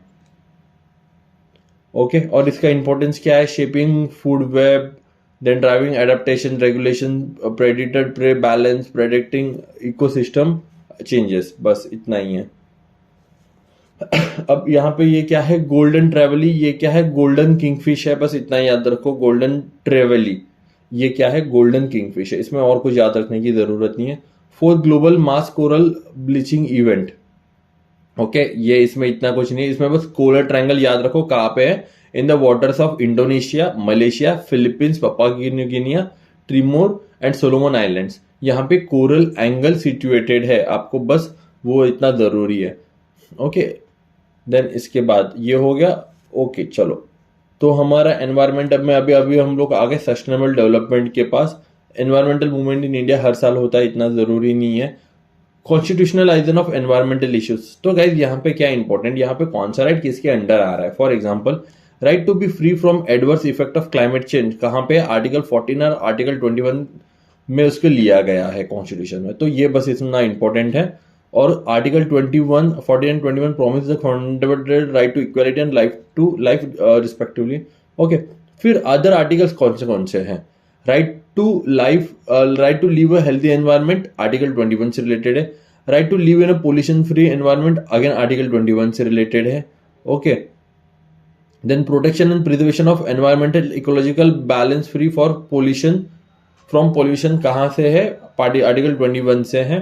ओके, ये याद रखो कि एक केस है TM Godavarman okay versus Union of India case में क्या है, एक्सपेंडेड फॉरेस्ट का जो मीनिंग है, फॉरेस्ट की डेफिनेशन है, ये गोदावरण केस से आई हुई है। ओके, देन पोल्यूटर उससे वैल्यूरी सिटीजन वेलफेयर से क्या हुआ है, हमारे पास पोल्यूटर पे प्रिंसिपल्स आ रखा है।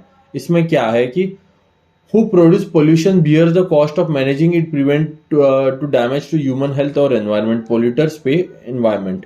Okay, then NGT national green tribunal. अब यहाँ पे क्या है, यहाँ पे एक एनजीटी एक बॉडी है, जुडिशियल बॉडी है। ओके, तो उसमें क्या है, उसमें जो भी एप्लीकेशन होते हैं उनको 6 मंथ उसको डिस्पोज करने होते हैं। और ये बॉडी है, स्टैट्यूटरी बॉडी है, अंडर एनजीटी एक्ट 2010 के अंडर बनी है।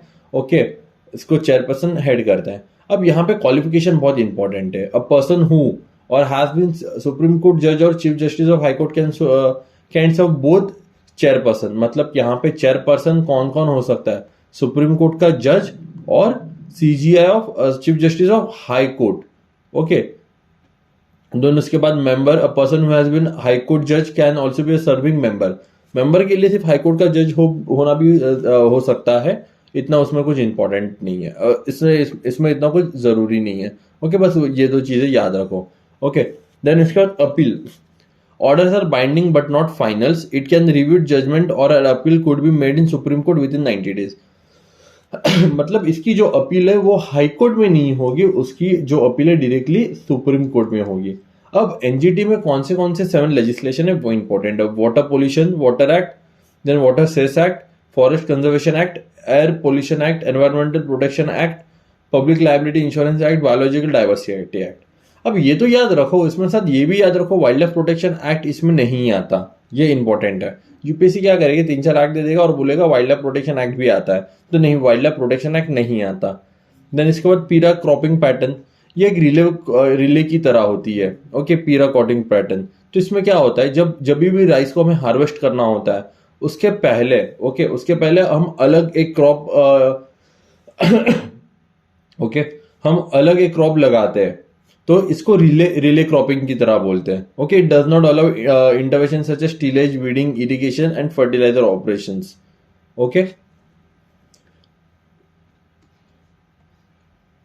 चलो फिर आगे। इसके बाद वर्ल्ड एनर्जी काउंसिल इंपॉर्टेंट नहीं है।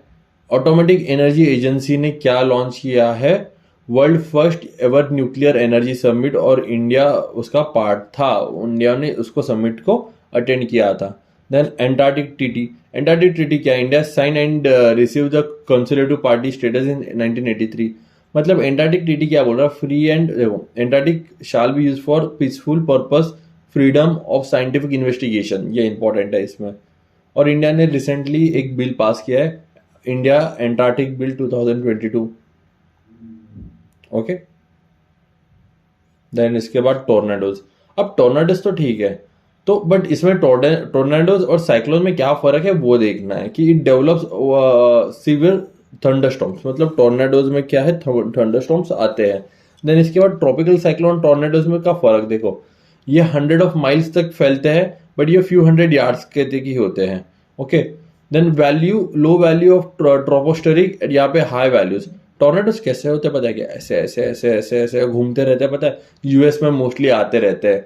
ओके, आपने सुपरमैन देखी है, सुपरमैन में क्या होता है, जब सुपरमैन के जो पापा होते हैं वो टोर्नाडोज में जाके मर जाते हैं जब अपने कुत्ते को बचाना होता है, तो वो होते हैं tornadoes. Okay, then area of formation कहाँ पे, ओशनिक फिनोमिना है और ये लैंड पे होता है। देन ओके, उसमें लोकलाइज डिस्ट्रक्शन बहुत होता है टोर्नाडोज में। ओके, चलो फिर आगे बढ़ते हैं। अर्ली वार्निंग फॉर ऑल, ठीक है, इतना कुछ नहीं। हाँ, बेस फ्लो। बेस फ्लो क्या होता है बस ये जान लो। It refers to the portion of stream flow that originates from ground water discharge seeping into a stream or water in extended period. मतलब क्या है कि ये ग्राउंड वाटर है, ये जो स्ट्रीम फ्लो में ये पानी इसमें चला जाएगा बेस फ्लो में, तो इसका क्या होगा, इसका इशू क्या हो जाएगा, इससे फ्लडिंग वगैरह आ जाएगी। ओके, यही important. Increase flood risk, affect the river and ecosystem and affect the water temperature, बस। ओके, देन इसके बाद टाइम कीपिंग टॉपिक है, उसमें क्या इंपॉर्टेंट है, इसमें इंपॉर्टेंट है सिर्फ अबाउट रोटेशन ऑफ अर्थ। देखो रोटेशन ऑफ अर्थ क्या हो रहा है कि earth rotation affect by major global processes जैसे कि tiger dispersion, earth core and glacier melt. मतलब जब ग्लेशियर मेल्ट हुआ था तब अर्थ का जो रोटेशन है अफेक्ट हुआ था। Then earth core change in the flow of current in the molten can affect spinning and tidal dissipation. Okay, then guys कौन सा इंपॉर्टेंट पार्ट है, जियो पार्क। यूनेस्को ने एंडोर्स किया है जियो पार्क नेटवर्क्स। अब जियो parks क्या है, okay, जियो parks में कुछ चीजें होती है वो हम लोग एक बार देख लेते हैं कि जियो पार्क्स में क्या होता है। कहाँ गया, हाँ, डेजिग्नेशन जो जियो पार्क्स को होता है, यूनेस्को के जो जियो पार्क्स बोलते हैं, उसका जो डेजिग्नेशन होता है वो परमानेंट नहीं होता, वो 4 साल के लिए होता है। ओके, आफ्टर वो उसको वापस उसको लेना पड़ता है। ओके, देन यूनेस्को जो ग्लोबल जियो पार्क नेटवर्क्स है वो किसके अंडर आता है, वो यूनेस्को के अंडर आता है। ओके, इसमें और कुछ नहीं है ज्यादा जियो पार्क्स में। देन कुछ टाइप्स है, स्मेल वेव्स है। ओके, स्वेल वेव्स क्या होती है, इट इज अ मैकेनिकल और surface gravity wave generated by the distinct weather system. Okay, Kallakkadal इसको नेटिव इसमें बोलते हैं केरला में। ओके, स्मेल वेव्स इतना ही याद रखो। देन रिंगवुडाइट। ओके, रिंगवुडाइट क्या है, रिंगवुडाइट जो है it is a vivid blue mineral. Okay, ringwoodite is a vivid blue mineral form under the high temperature and high pressure. तो high temperature and high pressure कहाँ मिलता है, अर्थ के मेंटल में मिलता है। ओके, तो इसके वजह से वो कहाँ पे मिलेगा, हमें अर्थ के मेंटल में मिलेगा। Okay, Ringwood ocean is a vast reservoir of water trapped with in the minerals of Ringwood. Okay, जो रिंगवुडाइट मिनरल है उसमें ना बहुत सारा पानी ट्रैप्ड है, तो उसके वजह से रिंगवुडाइट उसको ओशन बोलते हैं। तो यूपीएससी कुछ नहीं बोलेगा रिंगवुडाइट किससे रिलेटेड है, ट्रीज से रिलेटेड है, क्या रिलेटेड है, आपको बस इतना याद रखना है कि ये किससे रिलेटेड है। देन जीरो शैडो डे नहीं, परमाफ्रॉस्ट रीजन। परमाफ्रॉस्ट क्या होता है, it is a permanent frozen layer of और it is a permanent frozen layer on or under earth's surface. It consists of soil, gravel, sand, usually bound together by ice. Okay, ice के नीचे जो level होती है temperate region में उसको permafrost बोलते हैं। इट यूजुअली रिमेन्स और बिलो 0 डिग्री फॉर और एटलीस्ट फॉर 2 years। मतलब अगर 2 साल तक वो फ्रोजन रहेगा तो वो परमाफ्रॉस्ट हो गया। देन इसके बाद कुछ इंपॉर्टेंट रिवर्स है। ओके, यहाँ पे देखो जीदल रिवर है। Okay, then Mahanadi river. Okay, then Mahanadi river के बाद नोयल रिवर की लोकेशन याद रखो कि केरला में है यहाँ पे। And Damodar river, guys Damodar river important है। ओके, क्योंकि it is a sub basin and part of Ganga river system और इसकी tributaries Barakar, Konar, Bokaro, okay, Haharo, Jamunia and Ghari. ठीक है, इतने बोकारा बस याद रखना, इससे ज्यादा इंपॉर्टेंट नहीं है। ये 4 रिवर्स है। Then places in news, guys international places in news important है। इसमें क्या ज्यादा सर इंपॉर्टेंट है, इसमें है लेक करीबा। लेक करीबा क्यों है, लेक करीबा क्योंकि उसका जो वाटर लेवल है वो 13% कैपेसिटी से ड्रॉप हो गया ड्यू टू अल नीनो। अब यहाँ पे ये क्या है, it is lies between Zambia and Zimbabwe. Okay, Zambia और जिम्बाब्वे के बीच में है। और वो कैसे बनी, जाम्बिया रिवर के ऊपर जब डैम बनाया गया था 1995 में, उसके वजह से बनी Lake Kariba. Okay, then Ross ice Shelf कहाँ पे, एंटार्क्टिका में है। ओके, बस इतना याद रखो, Ross ice shelf it is in Antarctica. Okay guys, then इसके साथ हमारा एनवायरनमेंट हो जाता है। देन नेक्स्ट आता है social security. Okay, social issue में इतना इंपॉर्टेंट नहीं है, बस मुझे तो लग रहा है ये करने की भी जरूरत नहीं है। बस इतना याद रखो, जो early childhood care and education है, ओके, वो ministry of women child and development ने लॉन्च कर दिया है 3 to 6 years के बच्चों के लिए। देन उसके बाद नवचिंता, वो भी same ministry of women and child development Navchetana launch कर दिया है बट टू 3 years के लिए। Then child care, okay. Doping in sports, guys doping important है। World anti doping agency, okay, वो क्या है, ये किसने एस्टैब्लिश किया है? It establish in 1999 after the international Olympic committee, okay, convert the first, okay, international Olympic committee convert the first world conference on doping, okay. Then इसके बाद इसका फंक्शन क्या है? इसका फंक्शन है कि it is lead to collaborate world wide movement for free doping free sports. मतलब कोई भी जो स्पोर्ट्समैन है वो कोई भी सब्सटेंस लेगा उसको मॉनिटर करने के लिए, ओके, उसकी एक्टिविटीज को मॉनिटर करने के लिए। अब देखो, it is an independent international agency composed and funded equally by Olympic movement and government of the world, okay. अब ये देखो, एक्ट ऑफ डोपिंग क्या होता है? जो भी बैंड सब्सटेंस होते हैं, ओके, वो अगर कोई स्पोर्ट पर्सन लेगा तो उसको डोपिंग बोलेंगे। और इसमें इससे क्या होता है? इंक्रीज इन द, ओके, जब भी आप वो सब्सटेंस लेते हो आपका ऑक्सीजन लेवल ब्लड स्ट्रीम में बढ़ जाता है through blood transfusion, okay. Then India में क्या है? एंटी डोपिंग एक्ट 2022 ले रखा है एंड एंटी डोपिंग एजेंसी भी हमने बनाई है, वो ऑटोनोमस बॉडी है under ministry of youth and sports, okay. तो पृथ्वी शॉ जो है उनको भी बैन कर दिया था डोमेस्टिक क्रिकेट से बिकॉज ऑफ सम सब्सटेंस। देखा जाए तो वैसे वो बीमार थे और उन्होंने दवाई ली थी, ओके, बट वो दवाई नहीं ले सकते थे क्योंकि वो डोपिंग के अंडर आ रही थी, वो बाय मिस्टेक हुआ था, बट उनको उसके बाद बैन कर दिया था 1-2 मैच के लिए शायद। Then food waste index report किसने लॉन्च करी है? यूएनईपी ने लॉन्च कर रखी है, ओके। ठीक है गाइस, फिर ये हो गया हमारा सोशल इश्यूज भी। अब क्या है हमारे पास? Science and technology, okay. Science and technology important है। अब ये जो टिश्यू कल्चर है, ओके, इसमें ज्यादा कुछ चीजें इंपॉर्टेंट ये रखने की याद नहीं है। टिश्यू कल्चर बनता कैसे है?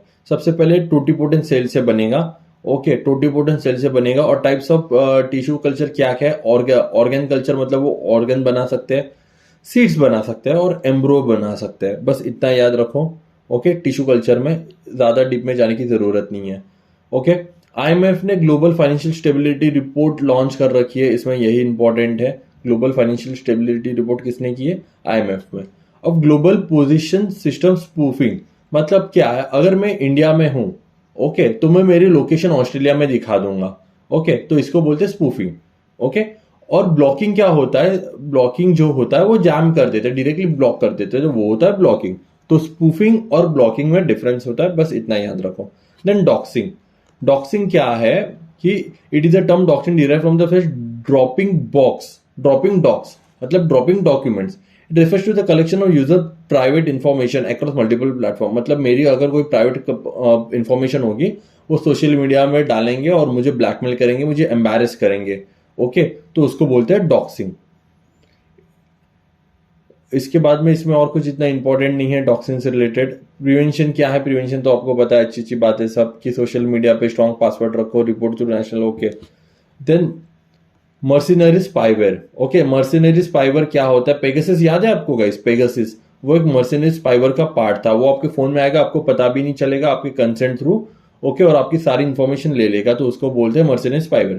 तो यूपीएससी क्या करेगा? यूपीएससी बोलेगा कि पेगासस, फिनस्पाई एंड गैलीलियो, ये 3 नाम दे देगा और बोलेगा ये क्या है? तो ये डॉक्सिंग है, ये मर्सिनरी स्पाईवेयर है, ये रैंसमवेयर है, और क्या है, ओके। तो ये this are mercenary spywares. Then जैसे डीप फेक होते हैं वैसे शैलो फेक होते हैं, बट कम लेवल पे। Shallow fake is also called deep cheap fake, okay. Then cyber slavery क्या है करके कुछ लेबर्स को मतलब आईटी इंजीनियर वगैरह उनको लेके जाएंगे और उनको जो है फ्रॉड के, ऑनलाइन स्कैमिंग के काम में लगा देंगे, उसको बोलेंगे हम लोग साइबर स्लेवरी, ओके। देन इसके बाद व्हाइट रैबिट टेक्नोलॉजी, ओके। किसने बनाई है व्हाइट रैबिट टेक्नोलॉजी? सन ने बनाई है, सन, CERN, सन ने। क्यों? लार्ज हाइड्रोजन कोलाइडर के लिए, okay. It is developed to provide sub nanosecond accuracy and picosecond precision of synchronization for large hydrogen collider. बस white rabbit technology large hydrogen collider से connected है, बस इतना याद रखो। Then space weather, okay, space weather क्या है? Space weather जैसे एटमॉस्फेयर में जो हमारा वेदर होता है, स्पेस में वेदर मतलब अर्थ के बाहर जो वेदर होगा वो स्पेस वेदर होता है. It is the environment around Earth and other planet and celestial object in our galaxy which are largely controlled by the sun activities. Solar flares, corona, it is influenced by solar flares, coronal mass ejections and other particles. Okay. इसके बाद इसका impact देखो, ये तो space weather ठीक है, but उसका impact बहुत है. रेडियो ब्लैकआउट स्टॉर्म होता है, जियोमैग्नेटिक स्टॉर्म्स आ सकते हैं, ग्लोबल रेडियो स्टॉर्म्स आ सकते हैं. ओके. इसके बाद गए स्टारलिंक. स्टारलिंक क्या इंपॉर्टेंट है? स्टारलिंक मतलब इलॉन मस्क ने, जो उसकी स्पेसएक्स है उसकी कंपनी है, उन्होंने क्या किया, उन्होंने स्पेस में बहुत सारे छोटे छोटे छोटे छोटे सैटेलाइट भेज दिए कि वो पूरे अर्थ को इंटरनेट प्रोवाइड कर सके. ओके. कहां पे सैटेलाइट भेजे? लोअर अर्थ ऑर्बिट में. ओके. देन तियांगवान वन क्या कर रहा है? जो ये सैटेलाइट है तियांगवान वन किसकी है? चाइना की है. सैटेलाइट कम्युनिकेशन टेक्नोलॉजी, वो क्या करेगा? डायरेक्ट सैटेलाइट कॉल करने के लिए स्मार्टफोन्स को देगा. ओके. अब देखो ये सब तो इंपॉर्टेंट. तियांगवान किससे रिलेटेड करता है? चाइना से रिलेट करता है. चाइना का है और ये कम्युनिकेशन सैटेलाइट है, बस इतना याद रखो. और ये जियो सिंक्रोनस सैटेलाइट ऑर्बिट में है. तो ये जो है, ओके, इसमें ये कौन सा area? Entire Asia Pacific region from Middle East to the Pacific Ocean ये कवर करता है. ओके. देन इसके बाद सैटेलाइट कम्युनिकेशन टेक्नोलॉजी इंडिया में किसके अंडर आती है? टेलीकम्युनिकेशन एक्ट 2003 के अंडर आती है. ओके. बस इसमें और कुछ नहीं. देन सेमी क्रायोजेनिक इंजन, इसमें ना गाइस एक याद रखो, ये जो है वो liquid oxygen as a oxidizer plus refined kerosene use करता है. और जो क्रायोजेनिक इंजन होता है वो लिक्विड ऑक्सीजन एज ऑक्सीडाइजर और liquid hydrogen as a fuel use करता है. ओके. और ये क्या है कि ये जो है improving payload capacity of the launch vehicle. Okay. Launch vehicle की पेलोड कैपेसिटी वो इंप्रूव करता है, वो थोड़ा लाइट होता है compare to cryogenic engines. Then Aryabhata जो है हमारे फर्स्ट सैटेलाइट है, वो लॉन्च हो गया, उसको 50 साल हो गए बस. जूनो मिशन रिलेटेड है जुपिटर से, evolution of Jupiter. Dragon fly जो मिशन है, देखो अब यूपीएससी कंफ्यूज करेगा कि ड्रैगन फ्लाई मिशन है वो जो है सैटर्न को भेजेंगे, बट नहीं, सैटर्न पे नहीं. सैटर्न का मून जो टाइटन है वहां पे भेजेंगे, और वो कौन भेजेगा? नासा भेजेगा. Okay. Then IceCube observatory important है. ओके. आइस क्यूब ऑब्जर्वेटरी कहाँ पे? अर्जेंटीना में. क्यूबिक किलोमीटर कितने? 250 फीट नीचे, 250 मीटर नीचे है, और वो एंटार्क्टिका में है. कहाँ पे? वो क्या करेंगे? न्यूट्रिनो ऑब्जर्व करेंगे. Okay. China Trident building south China से नियर द इक्वेटर, ये भी चाइना का जो ट्राइडेंट है वो भी क्या है करेगा? न्यूट्रिनो ऑब्जर्व करेगा. ओके. देन कलाम 250, देखो दो हमारे पास वैसे ये हैं. Okay. Aerospace Skyroot aerospace successfully tested stage 2 of Vikram 1. Okay. That is Kalam 250. तो स्टेज 2 है ना, तो स्टेज विक्रम स्टेज 2 स्टेज 1 तो अलग है. तो स्टेज 1 क्या है? Solid fuel. Vikram 1 is a 3 stage solid fuel rocket है. ओके. और इसका स्टेज 1 और स्टेज 2 है. ओके. स्टेज 2 क्या है? कलाम 250. ओके. सॉलिड प्रोपेलेंट कलाम 250, सोलर इंडस्ट्री नागपुर, ये सब ठीक है. कलाम 100 जो है वो स्टेज 1 है. Okay. And stage 2 is Kalam 250. और ये विक्रम से रिलेटेड है. वो क्या है? वो एक रॉकेट है, सॉलिड फ्यूल बेस्ड रॉकेट. इसको ऐसे याद रखो, Vikram solid fuel rocket. Okay. 2 stage है, स्टेज 1 स्टेज 2. ओके. और एक स्टेज है कलाम 200 एंड दूसरा स्टेज है Kalam 250. Third stage of Vikram 1 and third stage of Vikram 2. Okay. Then Chang'e क्या है? चांगी किससे रिलेटेड है? चाइना से रिलेटेड है. Announce launching 8 metric Chang'e lunar probe. कहां पे जाएगा? लूनार प्रोब जाएगा, far side of the moon जाएगा. अटिंगन बेसिन याद रखो कहां पे? South pole of the moon. Okay. UPSC आपको बोलेगा कि ये लोकेशन कहां पे है. अटेंशन बेसिन में भी अर्थ बोलेगा, अर्थ में कोई जगह दे देगा, मून दे देगा, जुपिटर दे देगा और मार्स दे देगा. Okay. Then weakly interaction massive particles, weakly interacting massive particles, ये क्या है? ये डार्क मैटर से रिलेटेड है, ऐसा कहते हैं. लाइक हाइपोथेसिस है, जैसे बिग बैंग हो गया था उसके बाद डार्क मैटर बिग बैंग हो गया था, डार्क बिग बैंग. ओके. और तब से डार्क मैटर पूरे यूनिवर्स में फैल रहा है. ओके. डार्क मैटर से रिलेटेड क्या है? They neither absorb nor emit and does not interact with does not interact strongly with other particles. Okay, but when they interact each other, they inhalate. Okay and में gamma radiation, मतलब जब दो dark matter एक साथ आ जाएंगे, okay, तो वो क्या करेंगे, गामा रेडिएशन छोड़ेंगे. Okay, quarks. क्वार्क्स क्या है, न्यूट्रिनो स्टार से रिलेटेड है. उसके बाद देखो, these are elementary particle like the electron, they are not made of other particles. जैसे हमारे इलेक्ट्रॉन्स प्रोटॉन्स होते हैं वैसे ही क्वार्क होते हैं. They can not exist in isolation. Okay, then उसके बाद quark anti quark clumps is called meson. Meson उसको क्या बोलते हैं, क्वार्क का एंटी क्वार्क क्लम्स को. Okay, there are the ultimate building blocks of visible matter. The six type of quark, 6 types है उसके, up down top bottom string and charm. Guys, ethylene important है यहाँ पे हेल्थ से related में. Ethylene क्यों important है, यहाँ पे रिसेंटली एमडीएच के जो मसाले हैं, एमडीएच के मसाले उन्होंने इथिलीन ऑक्साइड यूज कर दिया था फॉर प्रिजर्वेशन. तो इथिलीन किससे रिलेटेड है, तो ethylene related ripening of fruit से. वो फ्रूट के ऊपर राइपनिंग होते हैं तो उसका जो प्रोसेस है, ऑक्सीडेशन रेस्पिरेशन प्रोसेस है, वो फास्ट हो जाता है. ओके, देखो इथिलीन ऑक्साइड कहाँ पे यूज करते हैं, it is a chemical including anti freeze, textile, plastic, detergent and adhesive में. ओके, तो इथिलीन जो है फूड रैपनिंग के लिए यूज करते हैं. Respiration rate during ripening enhance करता है. ओके, देन इसके बाद इथिलीन ऑक्साइड, जैसे मैंने कहा था, ये एमडीएच में यूज कर दिया था, उसकी वजह से वो मसाले बैन कर दिए थे.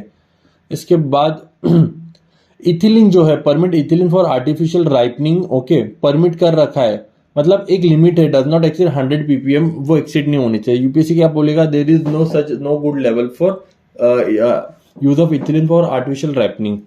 Okay, ethylene gas coming in direct contact with fruits are not permitted, ये याद रखो. देन वुड अल्कोहल, मिथेनॉल होता है बस. देन ग्लाइमेक्स इंडेक्स. ओके, इतना इंपॉर्टेंट नहीं है बट ठीक है, आप चाहिए तो देख सकते हो, इतना कुछ नहीं. Then bird flu, avian flu. ठीक है, ब्लड फ्लू को क्या बोलते हैं, influenza type A. Okay, bird flu उसको बोलते हैं, वो बर्ड टू बर्ड मूव करता है, इसमें और कुछ इतना इंपॉर्टेंट नहीं है. देन मैग्नेटिक एमआरआई स्कैन, जो एमआरआई स्कैन होता है वो क्या करता है, एनाटॉमी ऑफ द ब्रेन को स्कैन करता है MRI scan. Okay, then meningitis. Okay, बहुत इंपॉर्टेंट है meningitis. Niger become the first country to introduce a MenFiveCV vaccine recommended by WHO. Meningitis कैसे होता है, ओके, वो बैक्टीरिया से होता है. मेनिंगोकोकस बैक्टीरिया की वजह से होता है. देखो वो है बैक्टीरिया, वायरस, फंगाई और पैरासाइट की वजह से होता है, और पर्सन टू पर्सन वो मूव करता है, मतलब ट्रांसमिट करता है, मूव नहीं, सॉरी, ट्रांसमिट करता है.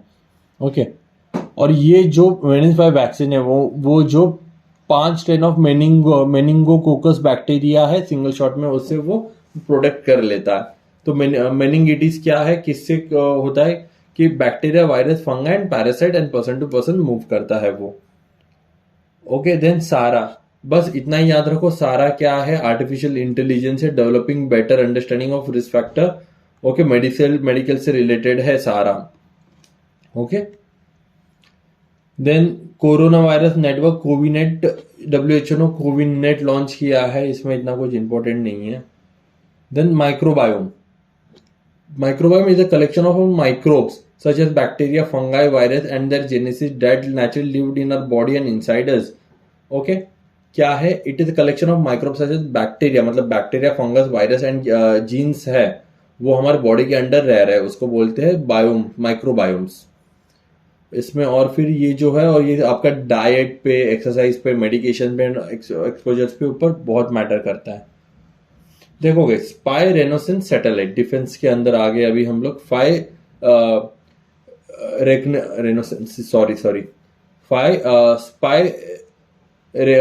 रेकोनेजेंसिस सैटेलाइट. अब ये जो है, अब इंडिया में किसके पास है, रिसैट 2 है, वो इंपॉर्टेंट रखो. और बाकी कंट्रीज के नाम क्या, की होल सीरीज, चाइना का योगोन, रशिया का पर्सोना. ओके, ये सारी सीरीज याद रखो. और ये सिंथेटिक अपर्चर रेडर यूज करता है, इक्विप्ड सिंथेटिक अपर्चर रेडियर. ओके, और ये क्या है, कम्युनिकेशन सैटेलाइट भी हो सकती है और अर्थ ऑब्जर्वर सैटेलाइट भी हो सकती है, स्पाई. तो ये याद रखो, इंडिया का रिसैट 2 ये याद रखो, और इसका यूज याद रखो, स्पाई का. Then Indianisation of indigenous technology cruise missile ITCM, okay, कौन सा है, DRDO का एक लेग है, एरोनॉटिकल डेवलपमेंट एस्टैब्लिशमेंट AD ही उसने वो बनाया है, उसने ये डेवलप कर रखा है। It is a long range subsonic cruiser missile. Subsonic cruiser, देखो एक होता है बैलिस्टिक मिसाइल, समझो ये मेरे मिसाइल की मिसाइल है, ये मेरा टारगेट है, तो बैलिस्टिक मिसाइल ऐसे जाएगी, बट क्रूजर मिसाइल ऐसी जाएगी। ओके, तो सबसोनिक क्रूजर मिसाइल है ये। Okay, it is unmanned missile है, remain within the atmosphere. जैसे मैंने कहा था कि जो बैलिस्टिक मिसाइल वो एटमोस्फेयर के बाहर आके वापस एटमोस्फेयर में आएगी, बट ये एटमोस्फेयर में ही रहेगी। Subsonic missile files at the speed lesser than that of mark 0.8, sound के स्पीड से कम होती है सबसोनिक। ओके, मिसाइल, अब देखो एक इंपॉर्टेंट चीज है, जो मिसाइल लॉन्च करते हैं और सैटेलाइट लॉन्च करते हैं हम लोग ईस्टर्न कोस्ट से ही क्यों करते हैं, क्योंकि हमें एक इनिशियल बूस्ट मिलता है वेलोसिटी ऑफ द अर्थ से। ओके, तो और अगर वो मिसाइल फेल हो गई और सैटेलाइट फेल हो गया तो वो कहाँ गिरेगा, बे ऑफ बंगाल में गिरेगा, तो वो सेफ कॉरिडोर भी है, तो उसके वजह से हम लोग वो ईस्टर्न कोस्ट से लॉन्च करते हैं।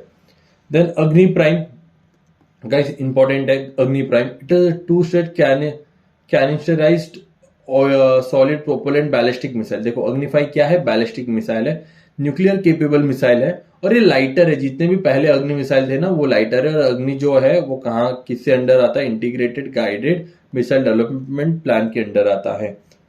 एक्यूरेसी भी हाई होगी ऑब्वियसली इसकी। स्मार्ट सिस्टम, स्मार्ट सिस्टम याद रखो कि missile based light weight torpedo delivery system है। Torpedo is a type of missile or bomb under water, fired under water. Okay, smart किससे रिलेटेड है, टॉर्पेडो से रिलेटेड है, बस इतना याद रखो। Then exo atmospheric missile, exo atmospheric missile किसने किससे रिलेटेड है, US से रिलेटेड है। ओके, इंटरसेप्ट बाय ईरान, क्या किया उसने, एक्सो एटमोस्फियरिक मिसाइल ने इजराइल किए to intercept attack by Iran. Okay, वो क्या करता है, इनकमिंग इंटरसेप्ट एंड डिस्ट्रॉय करते हैं इनकमिंग बैलिस्टिक मिसाइल को, बस इतना याद रखो इसमें। देन ऑपरेशन आयरन शील्ड, वो भी इसराइल से रिलेटेड है, जो आयरन डोम होता है। अब इसमें ना क्या याद रखना है आपको, एक मल्टीलेयर डिफेंस एरे है, Arrow 1 Arrow 2 and David sling, ऐसा याद आएगा। Arrow 1 Arrow 2 and David sling is related to what, okay, वो क्या है, आयरन शील्ड से रिलेटेड है, और आयरन शील्ड क्या है, ऑपरेशन आयरन शील्ड इसराइल का है। Okay, seed dome system, okay, वो भी अगेन इसराइल से रिलेटेड है। देन रैम्पेज मिसाइल क्या है, long range supersonic air to air precision strike missile, okay, develop by Israel. Then kamikaze drone, okay, DRDO ने बनाया है kamikaze drone, suicidal drones, okay, उसको सुसाइडल ड्रोन बोलते हैं या फिर स्विच ब्लेड ड्रोन भी बोलते हैं। उसका टारगेट है वो काफी प्रिसाइज है, और वो 150 से लेके 300 किलोमीटर तक ट्रैवल कर सकते हैं। Then network as a service, okay, customer rent networking services. For example समझो मैं हूं और मुझे एक मेरा ऐप लॉन्च करना है, तो ऐप के लिए मुझे इंफ्रास्ट्रक्चर चाहिए, फिजिकल इंफ्रास्ट्रक्चर जो कि मेरा सारा डेटा सेव करेगा। तो वो मैं क्या करूंगा, तो ऑब्वियसली अगर मैं खुद से अगर वो फिजिकल इंफ्रास्ट्रक्चर खरीदने जाऊंगा तो मुझे बहुत पैसे लगेंगे। ओके, तो मैं क्या करूंगा, एक कंपनी रहेगी, तो कंपनी के पास पहले से ही फिजिकल इंफ्रास्ट्रक्चर होगा, तो वो मैं कंपनी से वो हायर करूंगा, वो कंपनी मुझे वो फिजिकल इंफ्रास्ट्रक्चर प्रोवाइड करेगी, उसके अलावा वो मुझे उससे पैसा लेगा, उसको बोलेंगे network as a service. Simple है। Okay, Korean super conductor tokamak advance research K star किससे रिलेटेड है guys, K star fusion reactor है, 7 times than sun.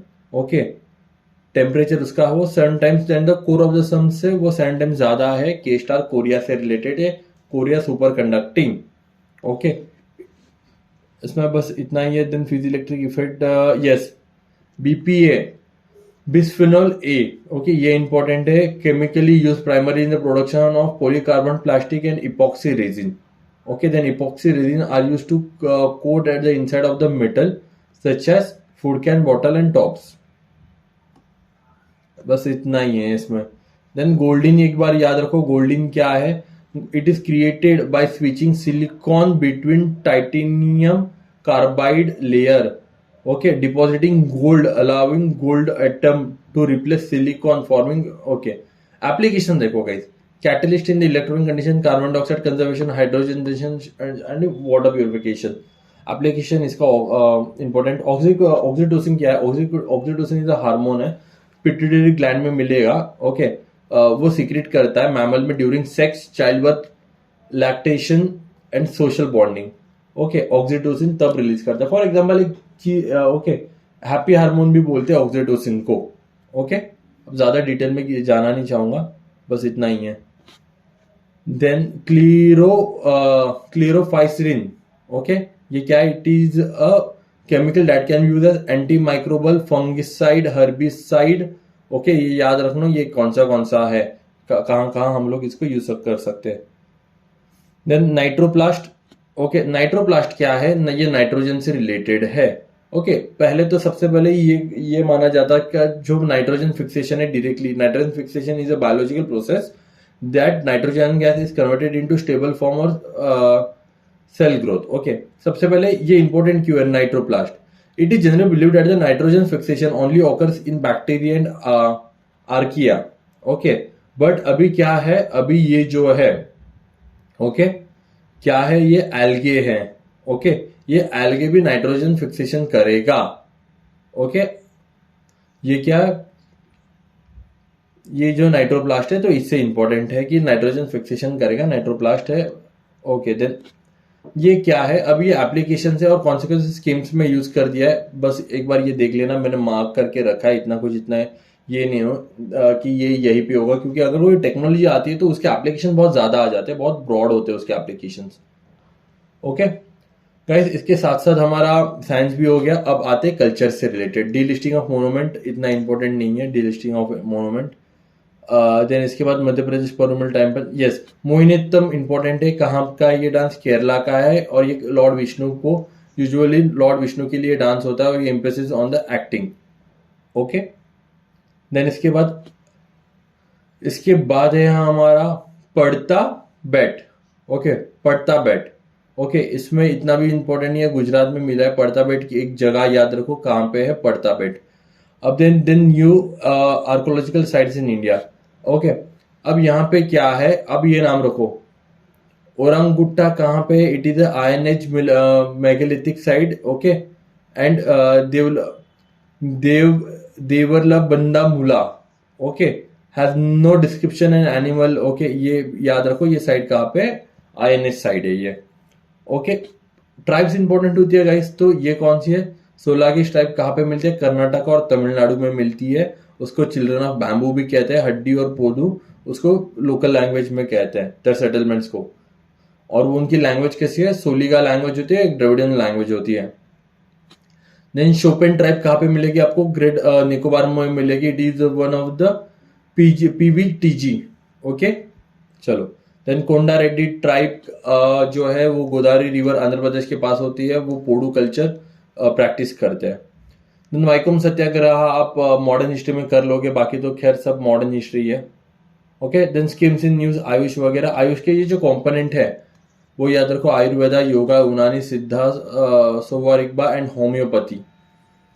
Okay then इसके बाद इतना आयुष में इतना कुछ इंपॉर्टेंट नहीं, बस एक बार ऑब्जेक्टिव देख लो इस स्कीम्स के।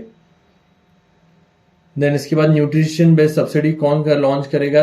Ministry of chemical and fertilizer launch करेगा। इसका ऑब्जेक्टिव ठीक है, बाकी इतना कुछ इंपॉर्टेंट नहीं है, बेनिफिट्स देख लो एक बार, एंड ऑब्लिगेशन क्या क्या है इसके।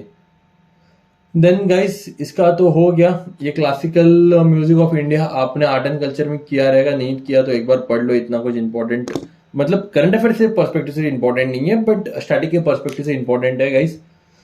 ओके गाइस देन इसके साथ साथ हमारी पीटी 365 हो गई है। आई होप आपको इंपॉर्टेंट चीजें पता लग गई होगी पीटी 365 की। Okay thank you so much for watching this video. Okay thank you so much guys, चलो मिलते हैं अगली बार अगली वीडियो में। Okay bye everyone.